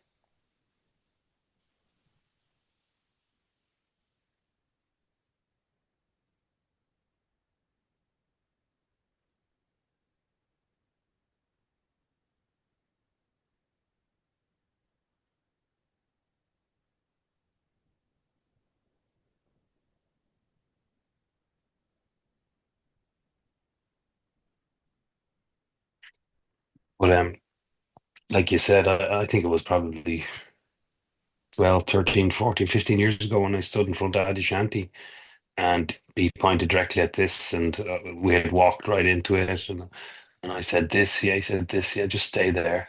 He said, just stay there and you can't help but wake up. And that was 15 years ago, like, and you do everything but stay there for a long time until you stay there. Um, My first response yesterday was I started creating a document how to tell people about this is it. Don't go anywhere else. And then I felt a lot of anger towards Adyashanti, towards Jed McKenna, because I spent like 8 years with Jed. He was supposed to be my savior. Then I was like, you built this whole other story. You could have just said, this is it. Don't you made me into this warrior that burned everything down. Like you just were selling books, and I just felt a lot of anger.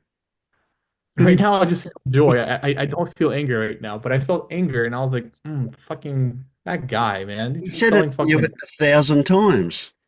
Everybody said it to you, and you just never heard it because you weren't ready.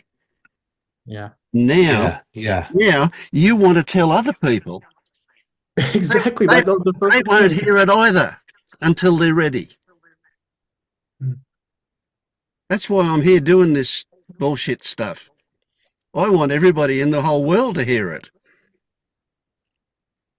But I also recognize that I can say it, I can shout it from the rooftops, and the only people who'll hear it are the ones who are ready to hear it. So this group and these things are about getting ready as much as anything else.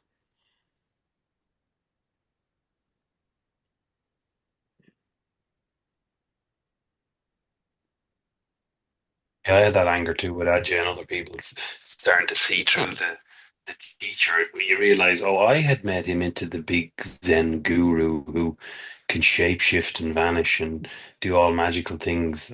Oh And yeah, now I'm kind of going, oh, he's just a man. he's There's nothing really special. ordinary. That guy Nothing is special. Why superhuman. doesn't he just shut up? Why don't all these people just shut up? Stop writing books and talking about this stuff. That's Like, there's right. nothing to talk That's about. right. Well, they need to sell stuff. They probably need money. Like And Ramana had the right idea. He just hid in a cave away from everybody until they dragged him out and put him up on a pedestal.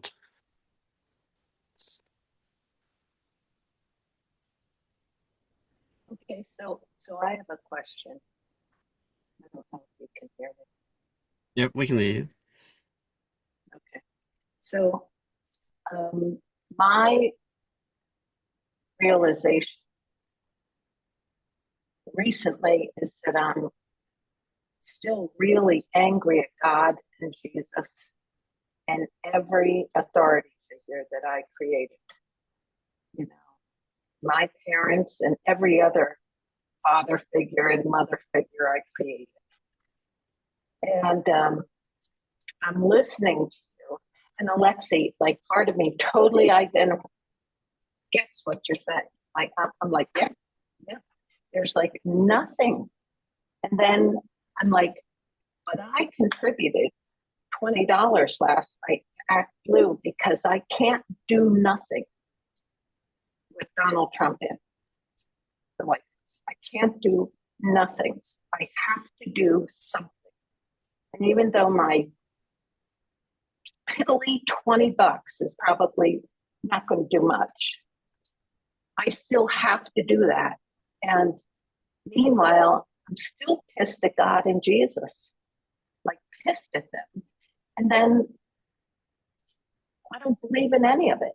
It's like I'm in this this weird space of it's all stories. It's just all beliefs. Everything is someone's belief. And it just filtered down to me. And now I'm sitting here with all these beliefs. And part of me wants to have it back. I did daily mass for 18 years, 6 days a week on my knees, every day in the Catholic Church, praying myself to wholeness, praying myself to forgiveness and joy and love. And yeah, that didn't happen. And then I got into non-duality and A Course in Miracles and the fetters and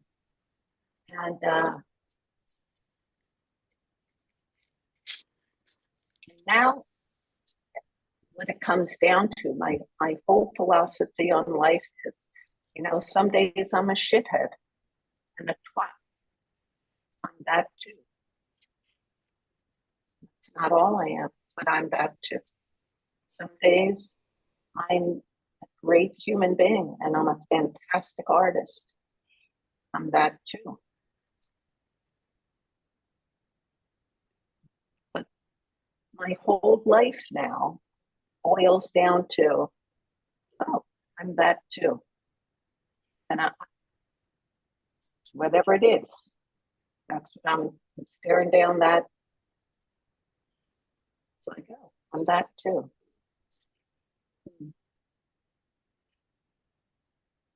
Yeah, so I'm really in a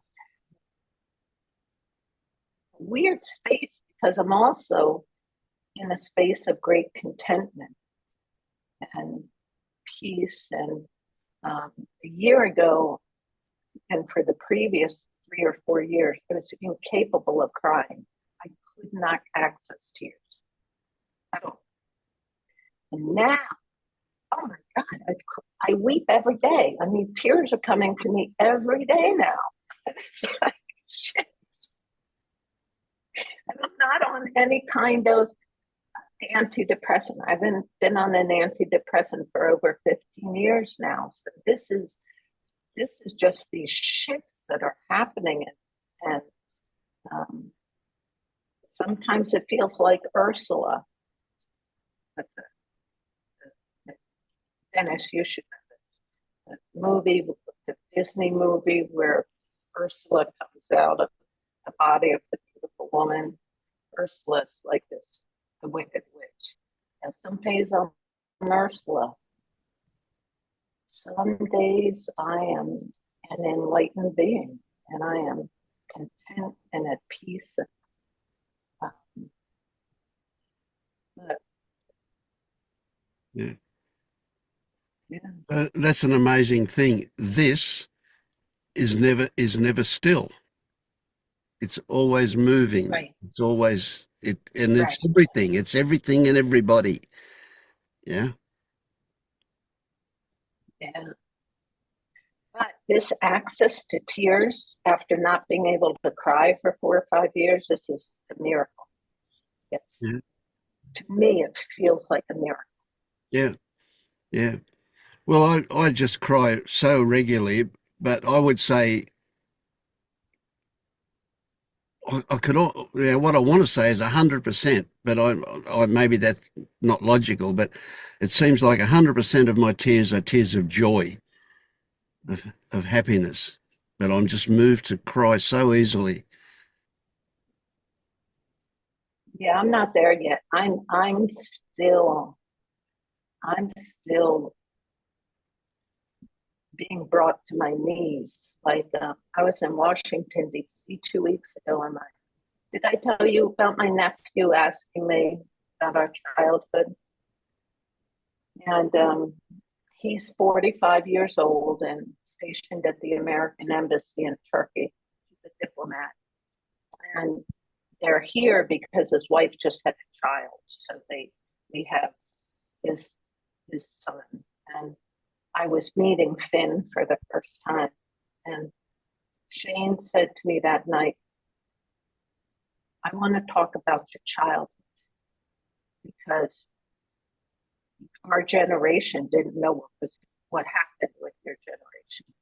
And I'm trying to piece together now stories between the aunts, like what was your reality?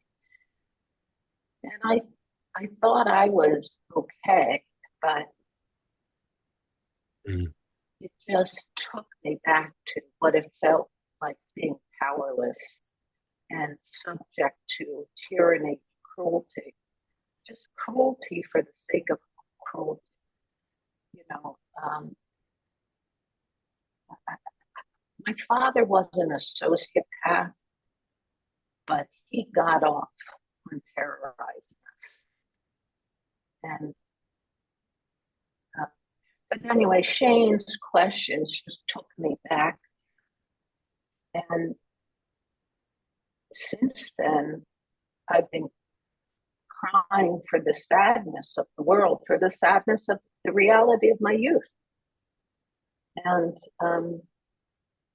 so not so much joy, tears of joy, but they're tears.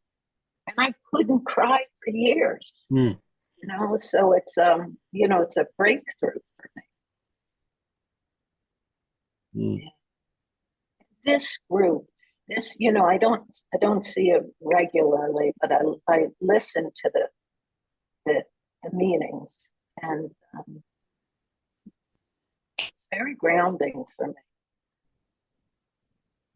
Yeah, and it's connection for me, even though it's after the meeting. I still feel connected to you all. So Yep. And that connection is heart to heart. I love that.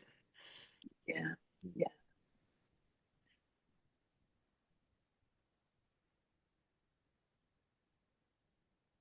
Anyway, I just wanted to share that. I'm a puddle and I'm a mess, but this is it. Yeah. I'm that too, you know?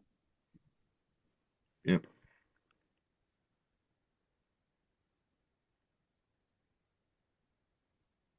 I heard a great quote. There's a guy who does podcasts, art. He interviews artists, and he was telling us a story about how he had a brain surgeon take his class. He does his is an atelier, and this brain surgeon said to him, "This is harder than medical school. It is so hard to paint well, paint with oil, paint like a master. It is freaking hard." Yeah, but it's all I want to do. So. Yeah. Oh, there's great things in it. Yeah. Yeah. Anyway, thank you. You're welcome. I love you, Phoebe. I do.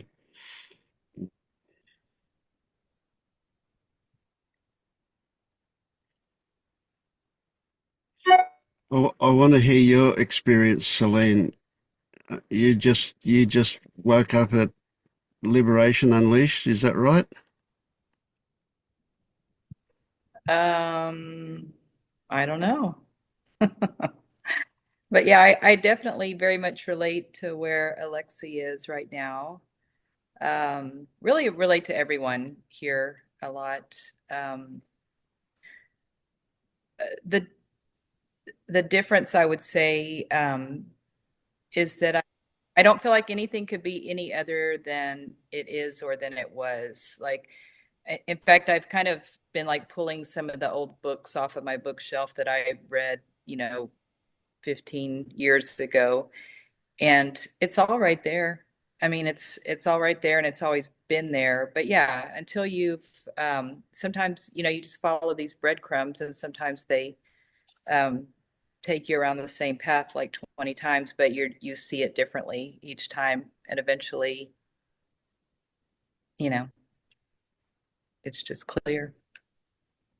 So yeah, there's just a lot of peace here. There's a lot of I really relate to. I hear people say, there's nothing to do. That it just makes so much sense right now. Like there's like lots of stuff gets done all the time. I'm a very generally a very very active person, but it just feels like it just like happens. It's happening or not happening or whatever. And I'm not feeling a much attachment to how things turn out in any given moment. I'm not sure how it relates to this conversation, but I feel compelled to share this. I had the strangest experience yesterday, and I actually spent some time kind of sharing. I was thinking of the meeting from, well, I guess it's Thursday here where I am, where Andre had shared quite a bit in that meeting, and it was really touching. But my best friend, her estranged father recently got back in touch with her and wanted her to come visit. And she hasn't been in touch with him for 20 years. And so she felt compelled to go and at least see him one more time. And so I offered to go with her. And so it was like a couple-hour drive over there. And I had met him once before many years ago, but anyway, it was the coldest, strangest thing. He had like trophies on his walls, all his degrees, any awards he's won, any animals he's killed. And he never once asked her any single question about her or any, like there was just zero interest, never asked about his granddaughter. There was no personal interest whatsoever. But he talked for over an hour of showing all of his awards, all of his trophies, it was just such obvious identification with achievements and stuff. And the energy of the house was just like so dark. And what I really noticed was how I was just able to be with that and be really neutral with it and just be present for my friend and really and even feeling like compassion for this man who I don't know, it was just so I've never met anybody like that personally. I mean, but Alexey, I mean, Andre, I actually shared like some of the things that you had shared from the other day because we were talking about that masculine energy and the love, the love that's needed from both the masculine and the feminine. And she also never had that masculine, aspect of love. And then he had another son, with another wife. And so we were talking about that. I was asking her if she had been in touch with him and just kind of sharing perspective on what it might have also been like for a son who didn't have a father who could share that. But anyway, I feel like I should be at a different meeting sharing all of this, but it was just strange. And it was just a complete opposite of what I feel when I'm in this group. This group is so intimate. I absolutely love that, the intimacy that is here, and the vulnerability. It's just so beautiful. And it's just, I don't know, it's made me a better person already. So, and I'm really grateful for everyone who shares. So I just want to say that. Thank you, Celine. And it is relevant what you say. It really is relevant. You know, I mean, I know some stuff. Andre's just had a son, right? He's probably only he's only a couple of months old, and what you just said, you know, is really relevant for Andre in the sense that it's not what he achieves, it's not what he appears to the world, it's not his certificates and his trophies that his son's going to relate to. It's when he picks up his son and he feels love. That's what his son's going to relate to. So Yep. it is relevant, even if you think it's not, kind of thing. Yeah, for sure. So that just hit him too. Yeah. Boing. I got Yeah, goose. yeah. And you got to feel compassion for that man because that's his conditioning that's turned out where he identifies with achievements and things. God, animal trophies on the wall. I can't think of anything worse, but you know, people relate to that stuff, don't they? You know? Yeah. Yeah. Yeah. I got to work on that Fetter 5 stuff really big time yesterday. So the aversion.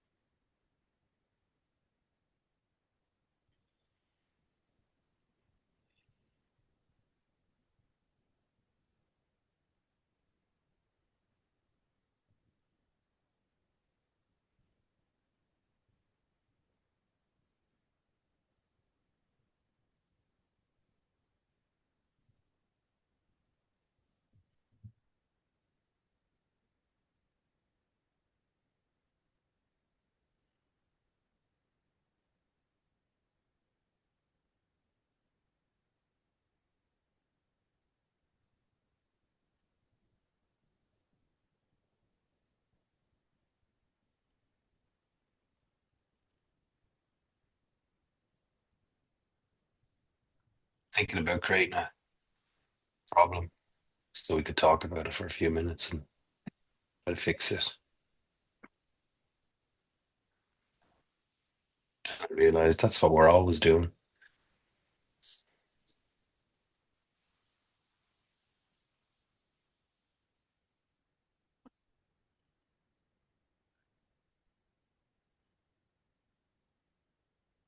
Speaking of this is it moments, I think Alexey was saying. The first time I had that experience, it's been about a month or so ago, where it was just like a really profound, like this is it, like, you know, and it was, yeah, there was like a deep sadness to it. It didn't last very long, but it was almost um, like, oh my God, like almost like you crossed a threshold that you can't go back from. And what if it's really awful, because it feels kind of awful right now. Um, but then it passed, and I haven't experienced it that way again. So it is strange.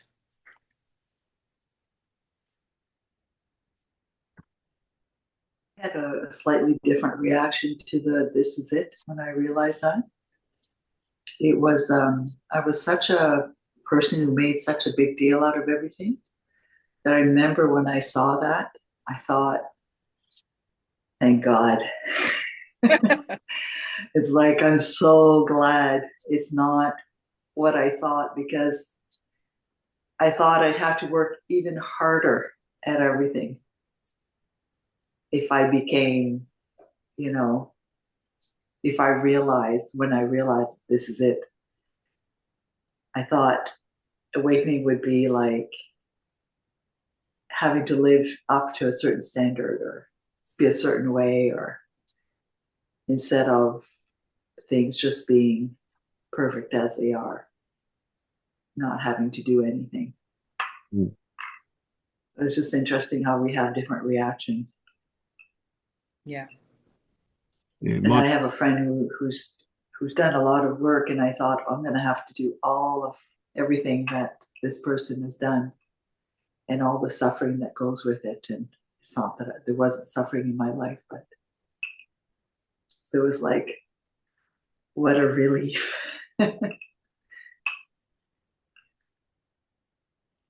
Yeah, I don't think there can be such a thing as wasted time. I mean, it seems like No. whatever people's paths were is what they needed to be.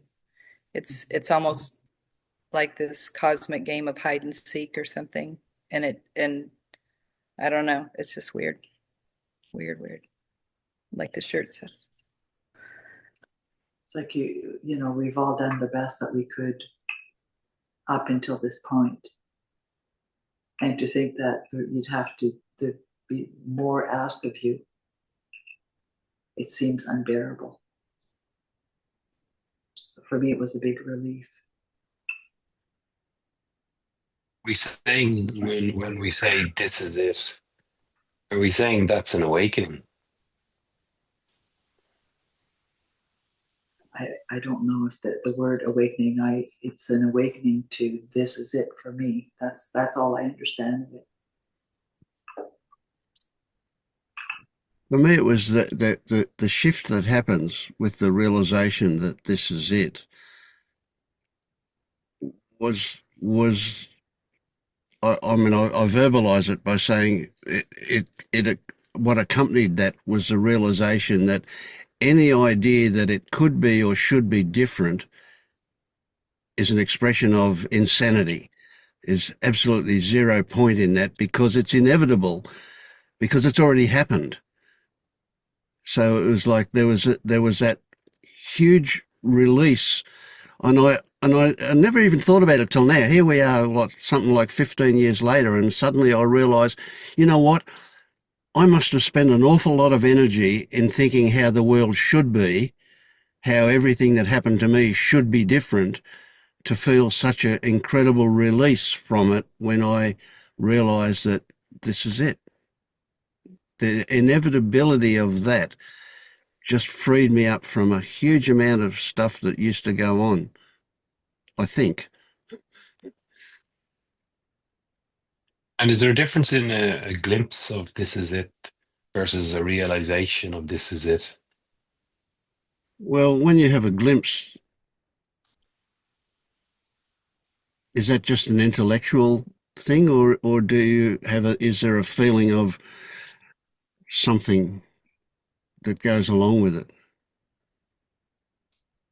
Or I'm is just it recalling back. I just want to say, or is it an actual thing, but then a belief in doubts that come later? Yeah, like I'm remembering 15 years ago with Adja pointing right at it and not seeing this. This is it. This is that it is this, and then going straight back seeking for 15 years. Uh,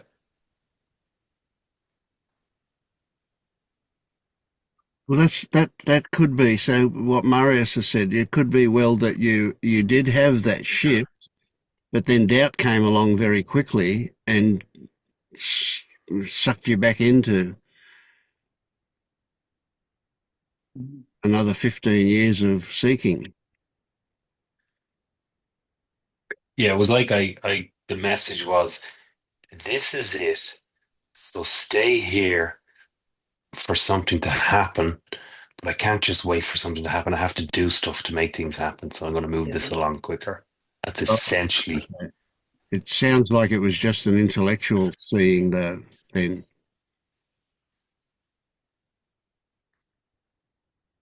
I'm not saying it Well, was. I don't understand that. It sounds Well, like, what's an intellectual seeing well, versus you an didn't let actual it, seeing?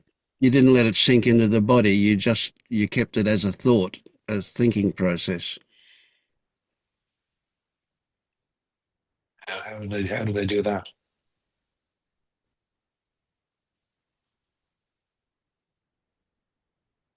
There's no answer to that question. Thank you.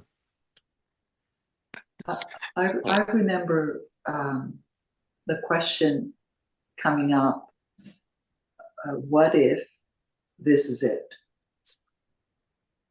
And having that little glimpse, and I started laughing hysterically, thinking that can't be this simple.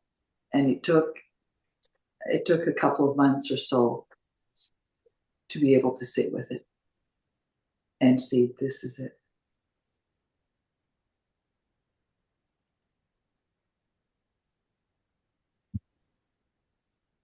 So I would imagine that something profound enough happened to keep you coming back to that until it took hold, so to speak. Yeah. Whereas that It sounds stayed like with me. It stayed with me. It never went away from that moment of like, what if this is it? Mm. And I felt like, honestly, just completely went into hysterical laughing. But it lingered with me, and it kept bringing me back to that. This is it. This is it. This is it. Until one that, day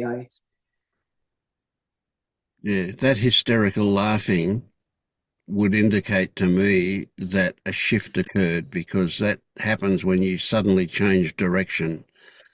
That laughter, that humor that comes from the surprise, from the discovery of something. Yeah. Mm-hmm. And something that was important, what Vince said, there is no shift.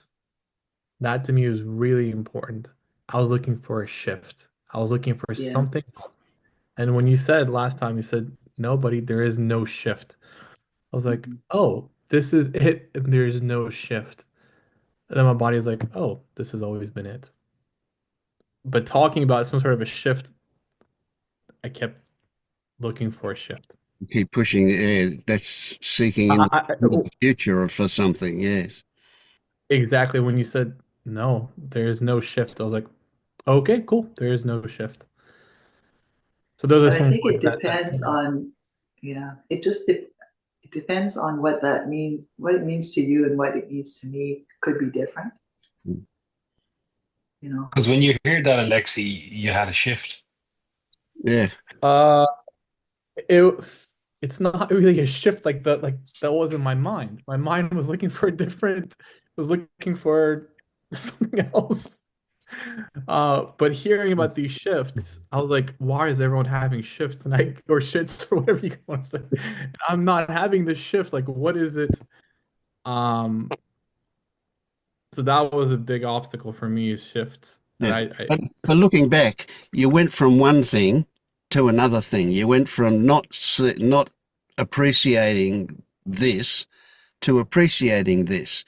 So logically, you call that a shift, because you shifted your perspective on life. But when you were there's thinking of a that, shift, you but were thinking of a bells and whistles experience, hey? thinking of a massive change in perception. Yeah, yeah. And it was pretty Big quiet. It was epiphany. Yeah, you had the epiphany, but yeah, you were expecting some kind of psychedelic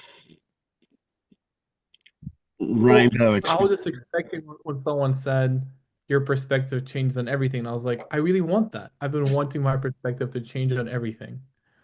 But it came across, it was just very quiet. It was like, no, this ordinary, that's your perspective will change, but not in the way that you're hoping to. Yeah, yeah. So what? That's yeah. I actually wrote that in down at one point. Seekers think they know what being awake is going to be, but they've got no idea until it happens. And you can't tell anybody about it because they're only words. It's only when it happens that you've got some idea, and you can't really explain it. You can't really say what it is. Well, even the language that you were using, Alexei, I think you said, or I heard like, it's like as if you shift versus it shifts. Like it's like one says the head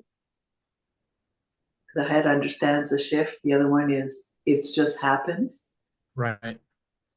It's a different experience. It just happens. You did nothing. Yeah, I did nothing. Some words kind of triggered my mind or being to follow, and then my body just knew there's no other place to go. Like there's no more inquiries. Like they're pointless. Like I'm not afraid of not being in now because there's no other place to go. So that's what. But actually, describe that a little bit more. I'm interested in, you said the body knew. What do you mean? Unpack that a bit. Yeah. So I kind of started out with what am I or inquiry, and then I'm kind of detailing things as they unfolded. And then Mary said, "Well, you should try what is here now." So I did that for some time, and then it became now. And then he pointed my attention to what is wrong with what is missing right now, or what is wrong with now. And there's still dissatisfaction at that point and kind of doubt. So I kept saying now over and over and over all day, every day, because I just had all these thoughts and I wanted to disrupt the thought pattern. And then Vince said something about this and being humans being human, and it kind of, I was like, oh, this ordinary now, not the other now, this really ordinary now. Whatever is going on is truly, there's no other place that you can go to. That there it's a delusion. It is a delusion to go anywhere else. Um, and that's how I was like, this is and then to answer your question about the body. So when I kept saying now, my body didn't really, it thought there was still something else. So by saying now, now, now, I was really wishing for a different now. That's what I was doing. Um, and then now my body just knows, no, no, no, this is there's no other place to go. This ordinary now is it. Like anything else is a delusion. You're chasing something in your mind. So before my body didn't have that. So there's still kind of doubt or something else I was looking for. But now I don't want to use like word stillness, but it just the body knows no other place to go. Before there is doubt in my body that this could not be it, that this current now is something not complete. That's how I can describe it. Yeah, like there's something missing. Like there's something else to this now that there can be a little bit better, um but then that just disappears into something ordinary. But it's Oh, very fresh for me, super fresh. And then the day after, I texted Marius and I said I still have some doubt because this doubt was kind of coming up, and I was like, it still feels like something is missing. It was the very day after. It feels like something is missing. And then I kind of drove around. I had some doubts that day, but then it just became more apparent. Like there's the doubt just kind of melted that like this is truly, as I'm listening to myself talk, I'm like, oh, what will that even help anybody? Um, yeah. words are And not then like but see, yeah, no, it's very helpful actually. It's just I'm remembering things that I'd forgotten. This thing about now, you said that before, but Yeah. I was hearing something else, but now I hear the difference between you were trying to put yourself in the now all the time, Yes. but you're not having to do that. You're here. When that falls away, you're like, what's the ink? Why would I say now? It's just my body's here. My mind But wanted the body. I used to do that too, Yeah. and I'd forgotten about that. You're a lot clearer than you think. Okay. It's just hard to express Yeah. because it sounds like you're saying the same thing, but it's not. I And used to do that. something else that helped me is if you stop, this is just a few days ago, if I would stop and I would feel Is there something wrong with now? And I had to really kind of feel into it. It took some energy. You can feel that there's nothing missing with now. And for a long time, I thought it was like a psychology trick. I was like, this is something they used to still the mind.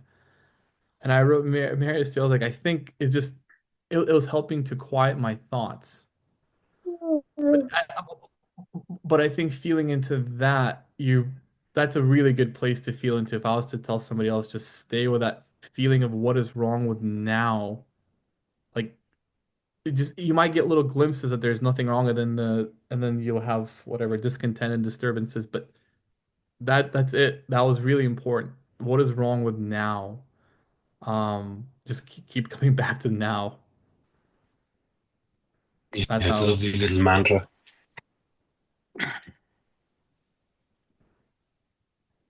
After it happened for me, I kept saying to myself, this is it.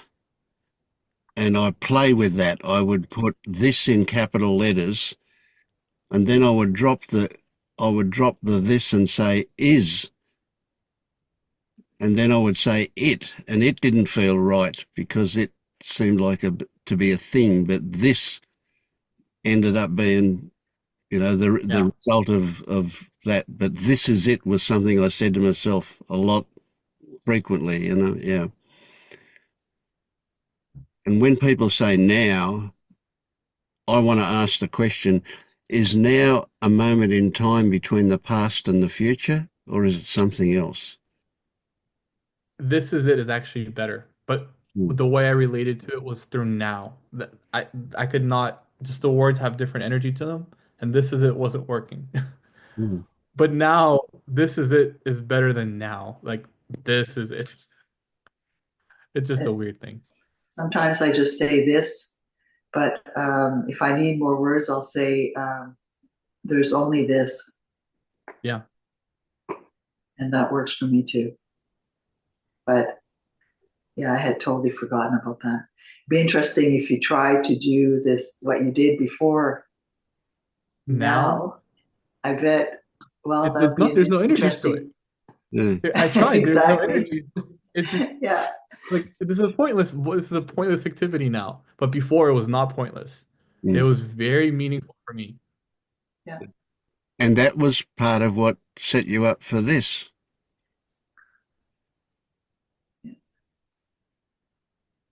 This. I I don't really know. do.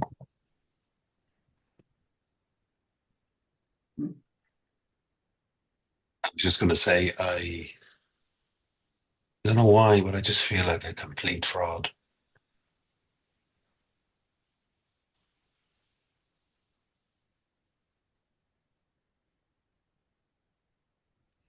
I can relate to that. I've had that experience several times.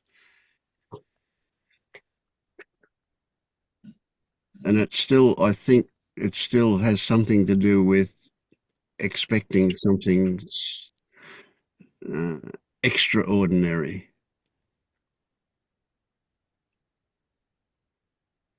Yeah. Trying to suppress an expectation. Hmm. How can I just be a human being and be this? That's why when Alexey said, "What's wrong with now?" and straight away I go to the body and to the heart and to sensations. Well, As a I sort won't of even go curious. into those. But can you just feel into? Oh my gosh! Like I said, I remember I didn't really believe it, but I do remember it provided me this kind of momentary peace that there's nothing wrong with this instantaneous moment of now. Um, yeah, I don't know. See, the Like idea there's nothing wrong it- with this. right. It wasn't about feeling the muscles or the body. It was just, is there anything wrong with this instantaneous moment? And that I was like, there's nothing missing or wrong from this instantaneous moment, even though I couldn't stay there.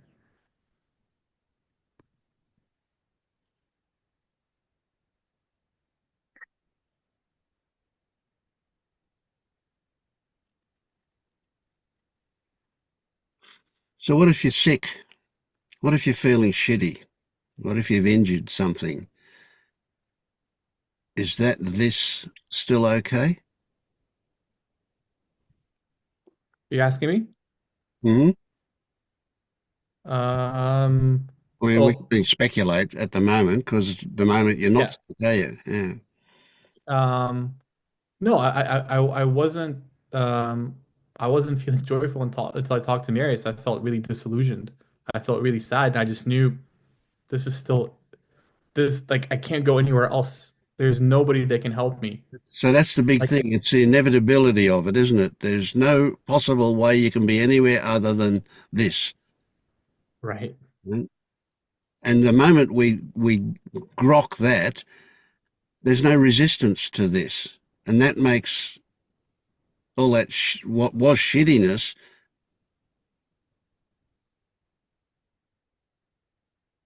Does it turn it into not shittiness, or is that shittiness okay? I don't know how to say that, but it is just is what it is. So there's no judgment about it being good or otherwise. Is there any difference in a way between sadness and joy?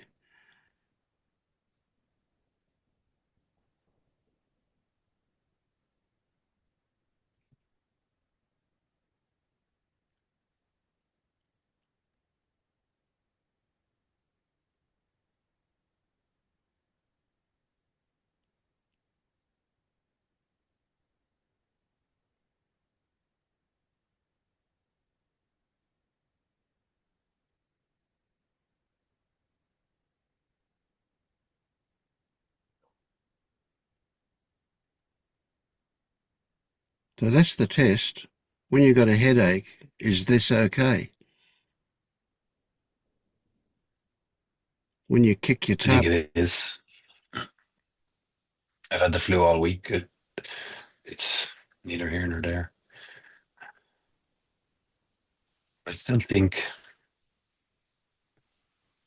I still feel like I've been deluding myself. Sometimes wonder, do we collectively delude ourselves here?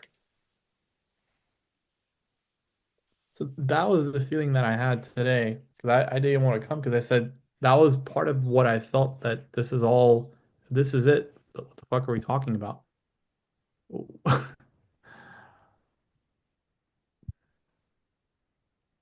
I can blame you then, Alexey. You just transferred it over to me.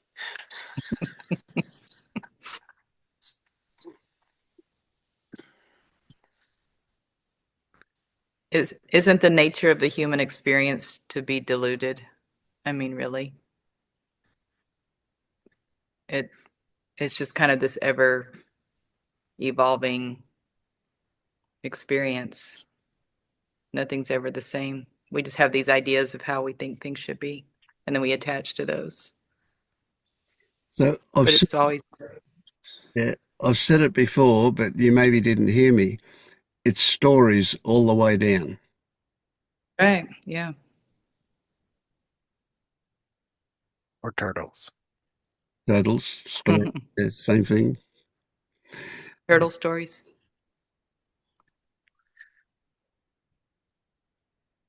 It's like we want to have the fairy tale and not the, not the sad stories. So It's still I, I, I think, Dennis, I wonder if, Dennis, if you've got some idea that there is a truth somewhere. If it's all just stories, there's no such thing as truth. But if you believe there's a truth, then you've got to find it and relate to it. You'll be searching forever.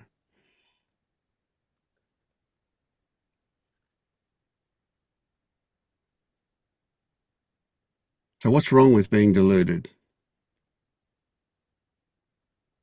if there's no suffering involved with it?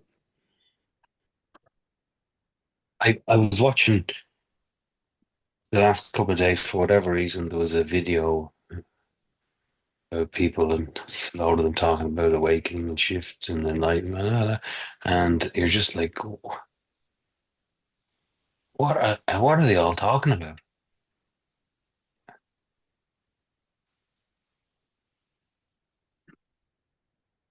Then someone today was talking about an initial awakening, sort of a little shift or an initial awakening, and then that's not sustained, but then eventually there's a sustained awakening where there's a permanent shift. So I'm like, okay, so that's something that may or may not come about. But there's just nothing going on here, and people are talking about all these things that are happening. And I don't know if there's a frustration with it or judgments about it.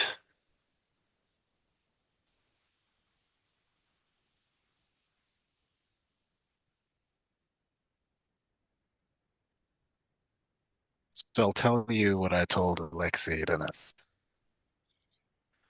that the expectation that we had are total bullshit. But the place of disillusionment where it seems like you are now, you don't really understand the implication of relaxing into that this is it.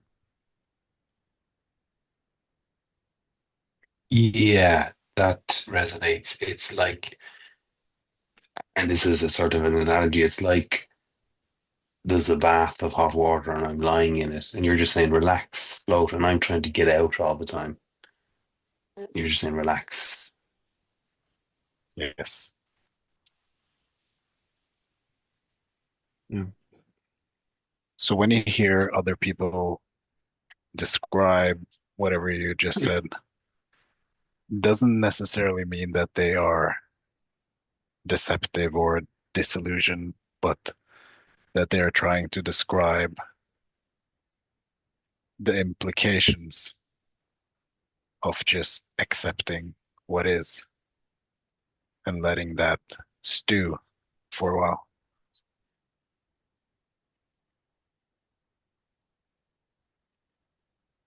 Yeah, that's what I need to hear.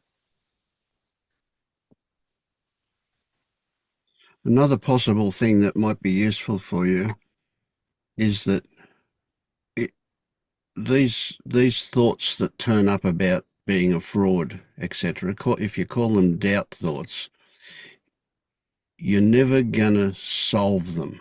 You can't use the mind to turn the mind around, right? So doubt thoughts can't be fixed. You will just get bored with them and push them away. They'll just no longer be relevant. You'll no longer engage with them. That's how you fix doubt. You don't solve it. No matter what you do with your mind, you're never going to solve a doubt thought. A doubt thought is there, it's there.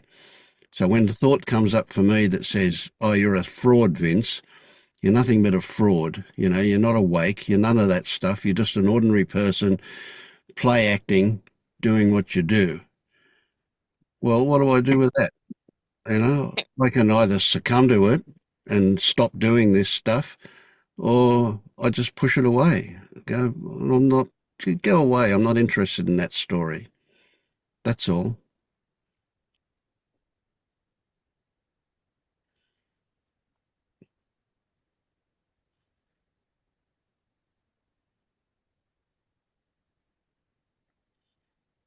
There isn't any need for any story. You can pick a story and choose to be deluded, but not because you know that it's just a story. But you can also not have any story.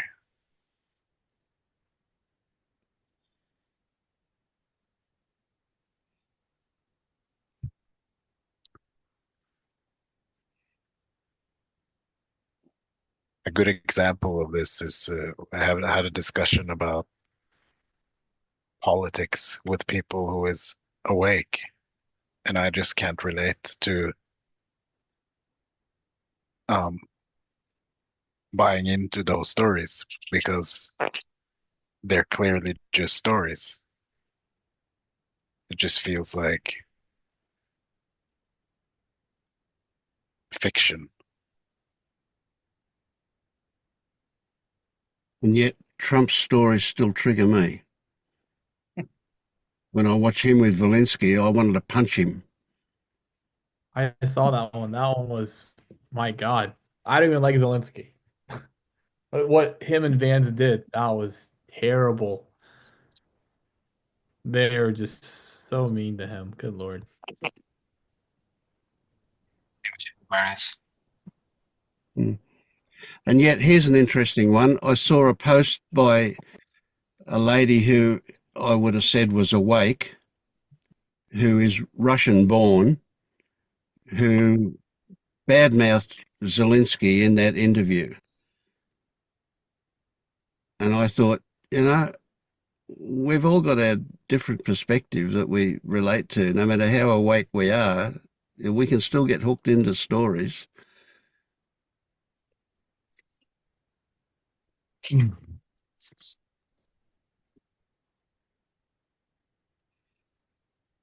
How's that for you, Paul? Do you have stories?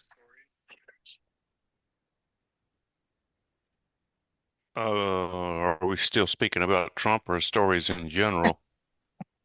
Uh, if Trump works for you, we can talk about Well, Trump. Trump is more entertainment for me than anything, but uh, that's politics in general. Stories, yeah, I mean, stories come and go about stuff. I mean, they just don't grab hold, I guess Yeah. is the word. It's just, I don't know, I think it's just habitual more than anything. The blah, blah, blah, blah, blah. Just, it's not important. It's Yeah. about all I can say about it. What do you say? It's just not important.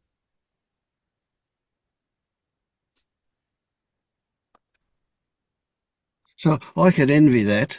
I could say, I want that. I want what Marius has got. I want what you've got, Paul, because I still do get hooked into that.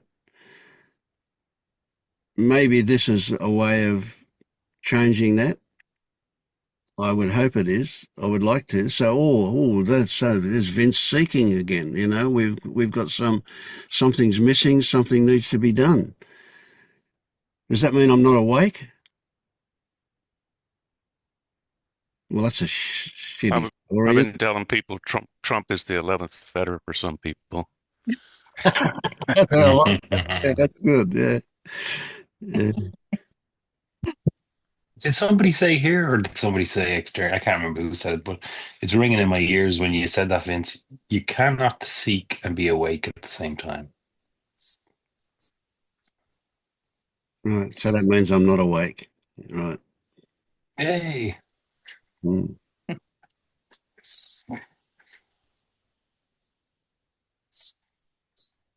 So will I respond to that story by no longer doing these groups and no longer guide people at LU and no longer do all of that? How will I respond to that story?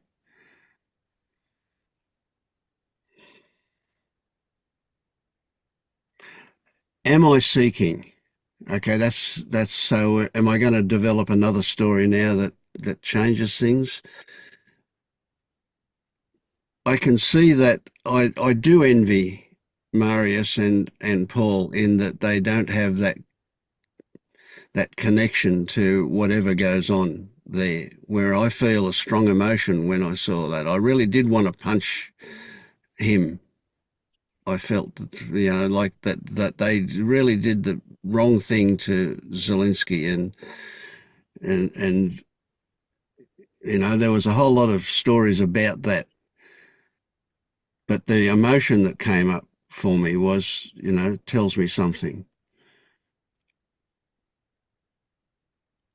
But it tells me that there's something going on for me am I going to the library or to the video library or whatever looking for an answer to fix it? No. Well, I'm not actually doing that. Do I want it to be different? Yes. So what do we call seeking? I would say seeking has got to do with grasping and searching and working at, and that's not there.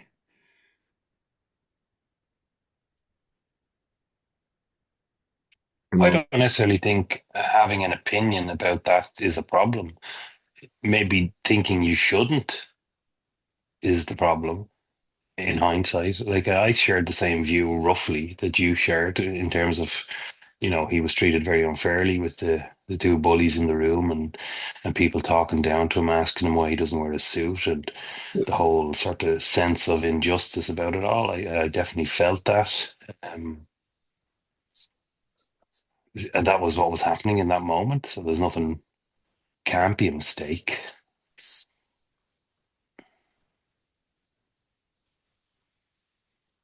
There are no mistakes. So I agree with you there, that this. Then something else happened that wouldn't usually happen, and maybe a lot of other people wouldn't do. But I sat down at the computer and I emailed probably 40 different politicians and our Taoiseach, or what you would call Prime Minister, whatever, asking them not to attend the White House, to send a strong message to Trump that that sort of behaviour with heads of states won't be tolerated. Now, it'll probably go on unanswered ears, but I actually did something about how I felt instead of just doing what 99% of people do, is just talk about it and do nothing.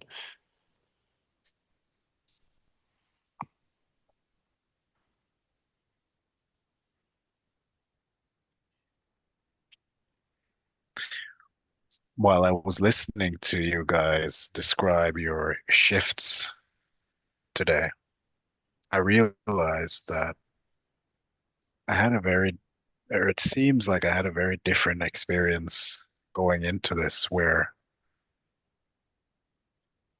the primary shift for me wasn't this is it, in the sense, or where I'm hearing you guys came from, but I had what I called a kind of an ego death, where I just saw that my whole personality and all my stories, all my beliefs, all my assumptions, everything was just bullshit.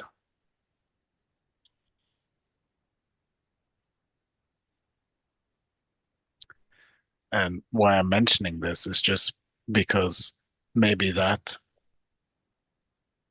had an effect on, like,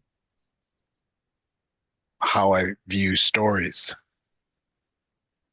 Like, for example, the political stuff. It's not believable for me anymore. So this is it came after that. And it was very, like, it wasn't a big deal.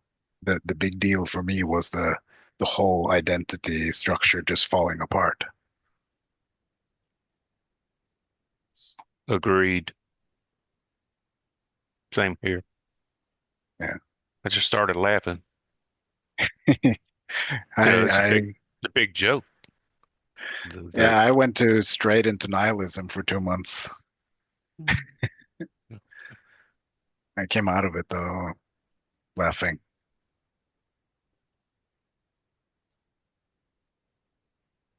Yeah, so that was more an intellectual thing for me, in the sense that when a couple of weeks after that realization that this is it, I found LU. I was looking for someone to talk to about this, and I recognized in hindsight that I was looking for validation as well, because there were already doubts starting to appear.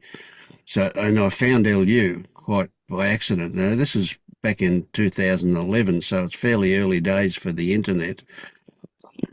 And it was only when I was asked at LU about the self did I realise that the self was just a whole lot of stories that were constructed and believed in.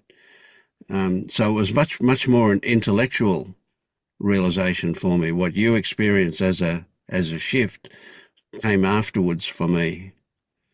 So Yeah. in a sense, this is it. This was still a person experiencing this until the Yeah. recognition that it was the person was in fact just a bunch of stories. Yeah. That's interesting. Well, when it hit that moment, it was literally like an aha moment, the biggest aha moment imaginable. It was like a weight lifted, like Yeah. literally like something just went out. It was definitely a physiological element to it that went along with it. I guess not believing thoughts. I mean, a lot of the basis of suffering in the body is the belief in thoughts.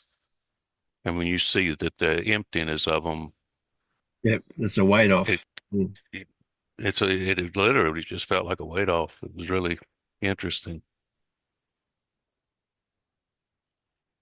Memorable is the word that comes to mind.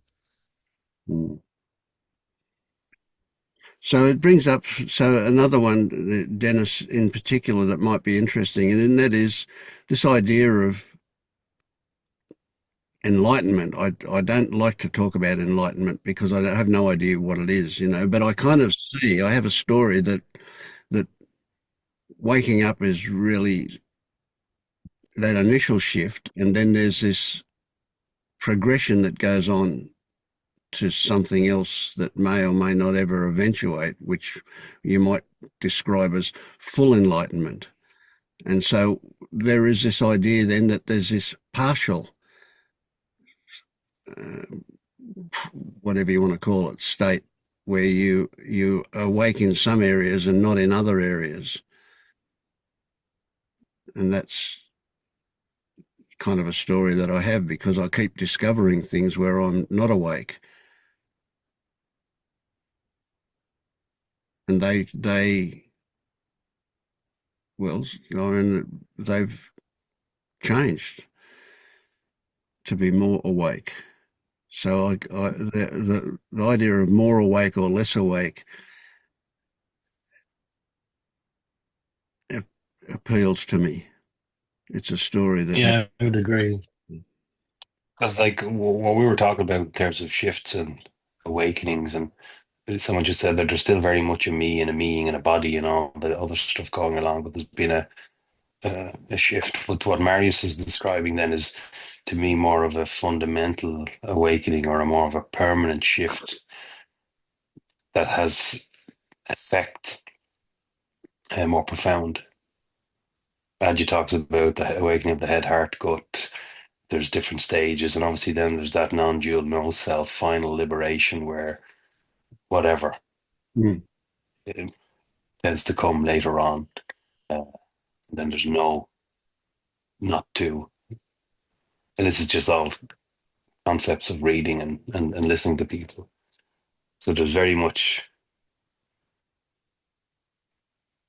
empty stages or journey, but then some people might just like you've some beings who wake up profoundly. Some have a little shift and another little shift and another shift, uh, and so that's what I talked about before. That vigilance of never being in any way thinking you're something you're not, or uh,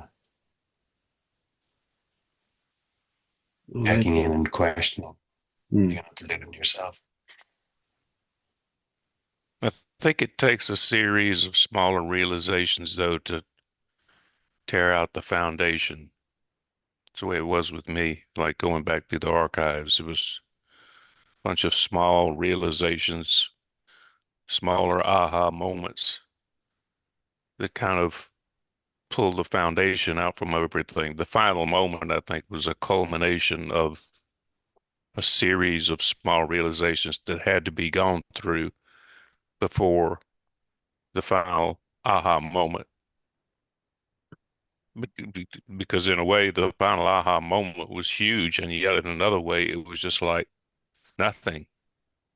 It's like, it's so simple. How could I not have seen this? So that's why this process that you go through here, every time you have a smaller realization, or depending on how you characterize it, small or medium or large, doesn't matter. You're whittling away at it, at something that's been built over a long time. And I think if you listen to anybody's story, alive now, dead guru, whatever, there was a process leading up to it.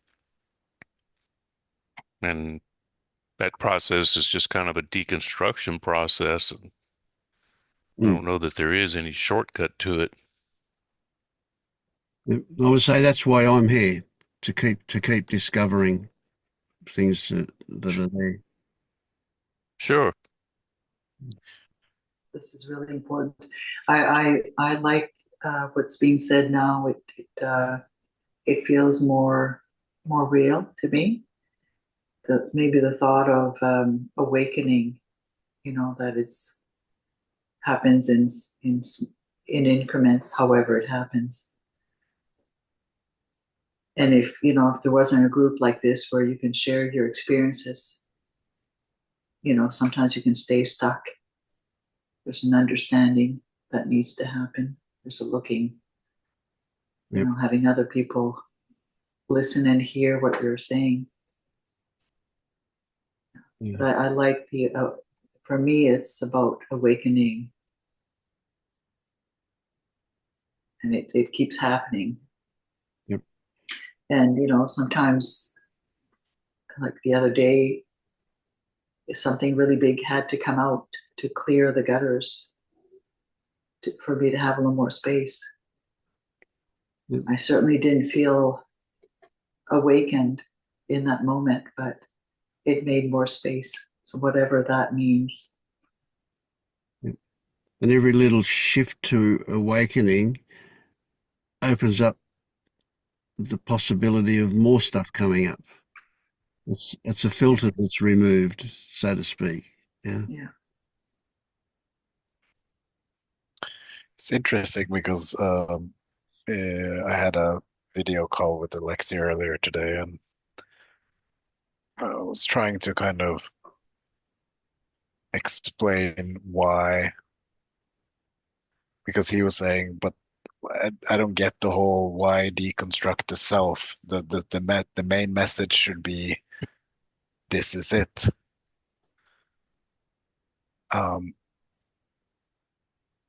But from what we're talking about now, and I kind of tried to explain to him, but I didn't feel like I did a good job of explaining why we deconstruct the self. But it's become more apparent for me also now in this meeting that I think a big thing here is really getting down to the core of identity structure, and really like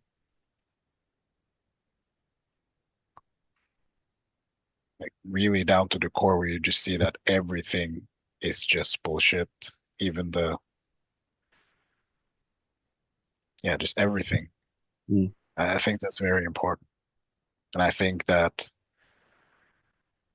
before, when I heard this Fetters lady, I don't remember her name, but she said something about like there is a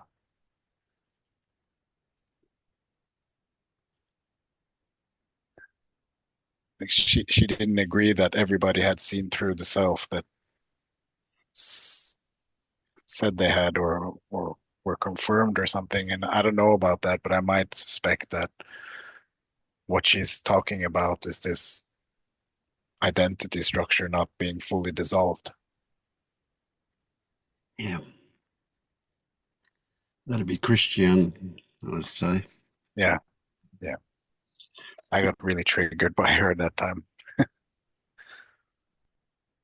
That makes sense. Sure. That sounds like it makes sense to me. Because I Yeah. wouldn't say myself is deconstructed. Whatever happened with you, it certainly hasn't happened here with this. Hmm. And I would say we're really good at lying to ourselves, or rather hiding from those remnants of stuff that whatever. But it's this kind of forum, this ability to be spontaneous and authentic and do that enables us to kind of get in touch with those little hidden corners of stuff. Because habit and conditioning is amazing. It's how strong it is and how effective it is. So until we get triggered with something, we don't even know it's there. We often speak of habits and conditioning, but we rarely speak of roles and identities, which is kind of the same thing, but I don't know if people actually look at it that way. Yeah. Well, Dennis, what makes you think everybody isn't a fraud?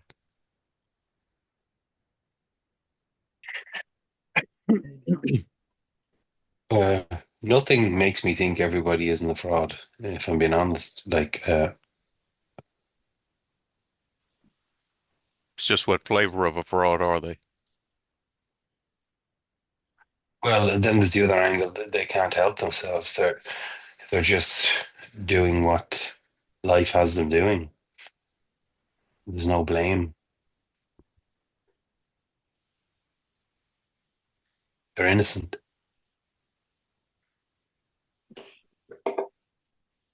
When I So first started practicing law, I felt like a fraud. And then I realized everybody else pretty much was too.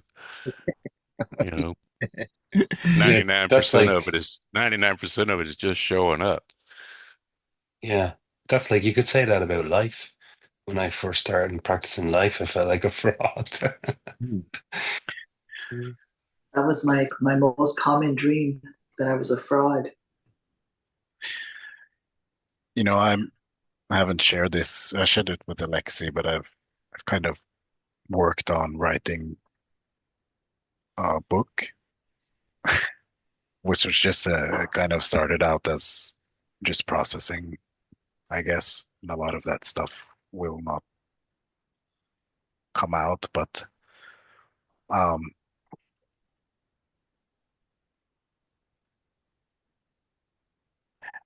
I, I think there is like an inherent insecurity in every one of us, and we don't realize it, that every one of us has it. So we feel this insecurity in ourselves, but when we look outside, everybody feels so secure in what they're doing and how they are. And I think that this insecurity is just uh, a sense of knowing that there is no self here, but we don't want to face it. So we keep grasping onto things to try to, you know, make some kind of identity with different qualities and beliefs and assumptions and values and all of that. But that fraud feeling, I feel is very pointing at exactly that. Hmm. Looking for landing spots. Yeah, People say, well, it feels like I'm falling. And they look for because it feels like if somebody's pulled the rug out from under you. And you say, wait, this is not right. Where's my identity? yeah, So I land as awareness, or I land as experience, or I land as this or that or the other. And, you know, yeah. one day you say, why do I have to, you know, if you're falling and you don't hit, you're just flying, which is fun. When I was looking at my pictures, that's the feeling, fraud. I'm not this, I'm not that, I'm not I've been putting on this. And So we could say that feeling like you're a fraud, feeling like I'm a fraud, is a really good thing, because if I look at what being a fraud is I'm pretending to be something that I'm not. That's what a fraud is. So is a fraud when they admit that they're being a fraud? If I don't pretend to be something, and I don't think I pretend to be something, I'm really open about what I don't know. Can I be a fraud if I'm not pretending? Or am I a fraud because other people think I'm pretending? Or what? Yeah, so if we examine it, it falls apart, doesn't it? Yeah, you'd have to nail down a definition before you. It just depends on how you define it, I guess. But there's no doubting the feeling that I am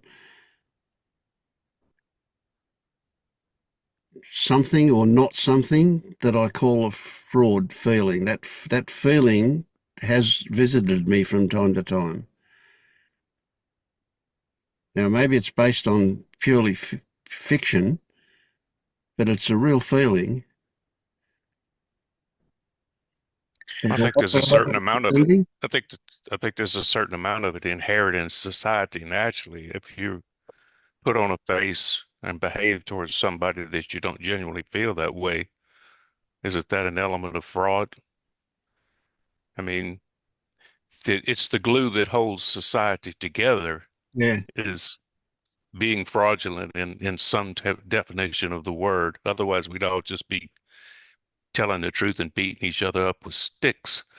I like that idea. Yeah, good image. Yeah. well, we're playing roles most of the time. Yeah. Whatever role we think we have to. Right. This circles us back to what Marius said about identity and roles. Yeah. Yeah, for sure. Yeah, it's all the same. And when that was my big breakdown last week. It was this role, this image that I had of my role, and it wasn't matching the situation. And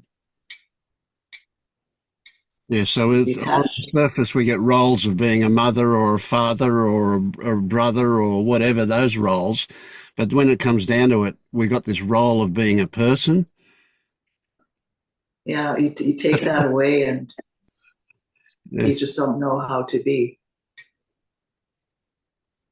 So what's interesting is I work around wild animals, bears to be specific, wild bears, and they all have different personalities, and I've watched the same bears get along really well. One day their bubble is, say, small, and then the next is big. And it's never personal because one bear that they've played with, they'll fight real heavy with.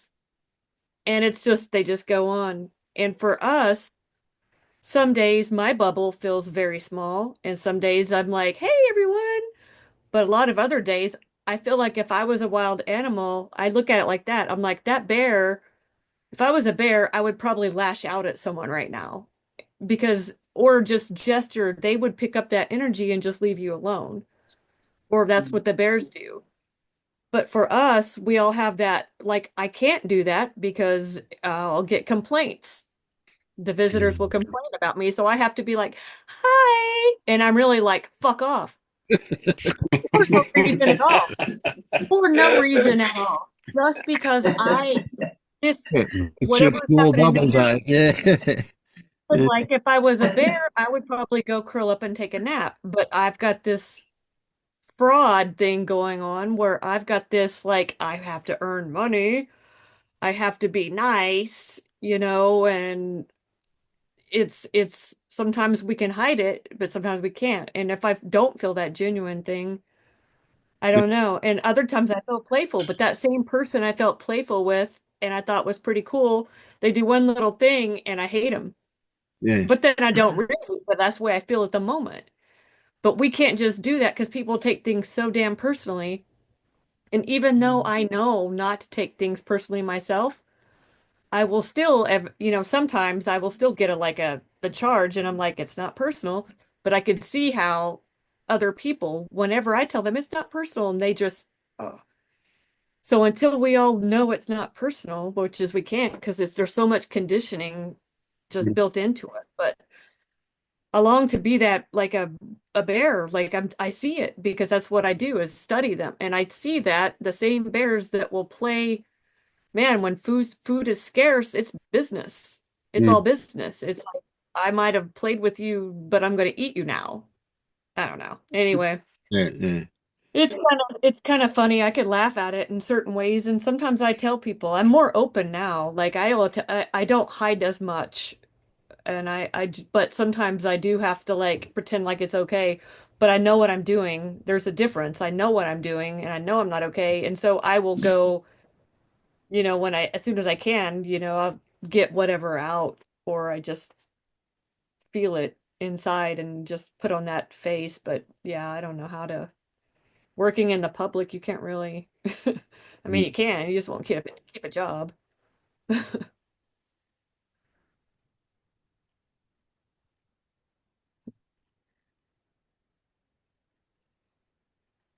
Good stuff. Well, I'm going to pull the plug in a few minutes, so this is your last opportunity. I just want to say thank you to everyone Yeah, me too. Thank you, everyone. because I really do. Like, you listen to something, and even if you feel like, I don't know why I came to this meeting today, or I didn't feel like coming to this meeting, but there's something either energetically or even if you express something, someone always can take something away from it, even if it's a tiny bit. I feel like it's really cool. Yeah. I'm absolutely amazed that look, I have no idea now, but I reckon there'd be well over 100 of these up on YouTube, and I've yet to come across one that's not great. They're all great. Really, every time they get me, I love them. I love you guys. Thank you. Bye, everyone. Thank you.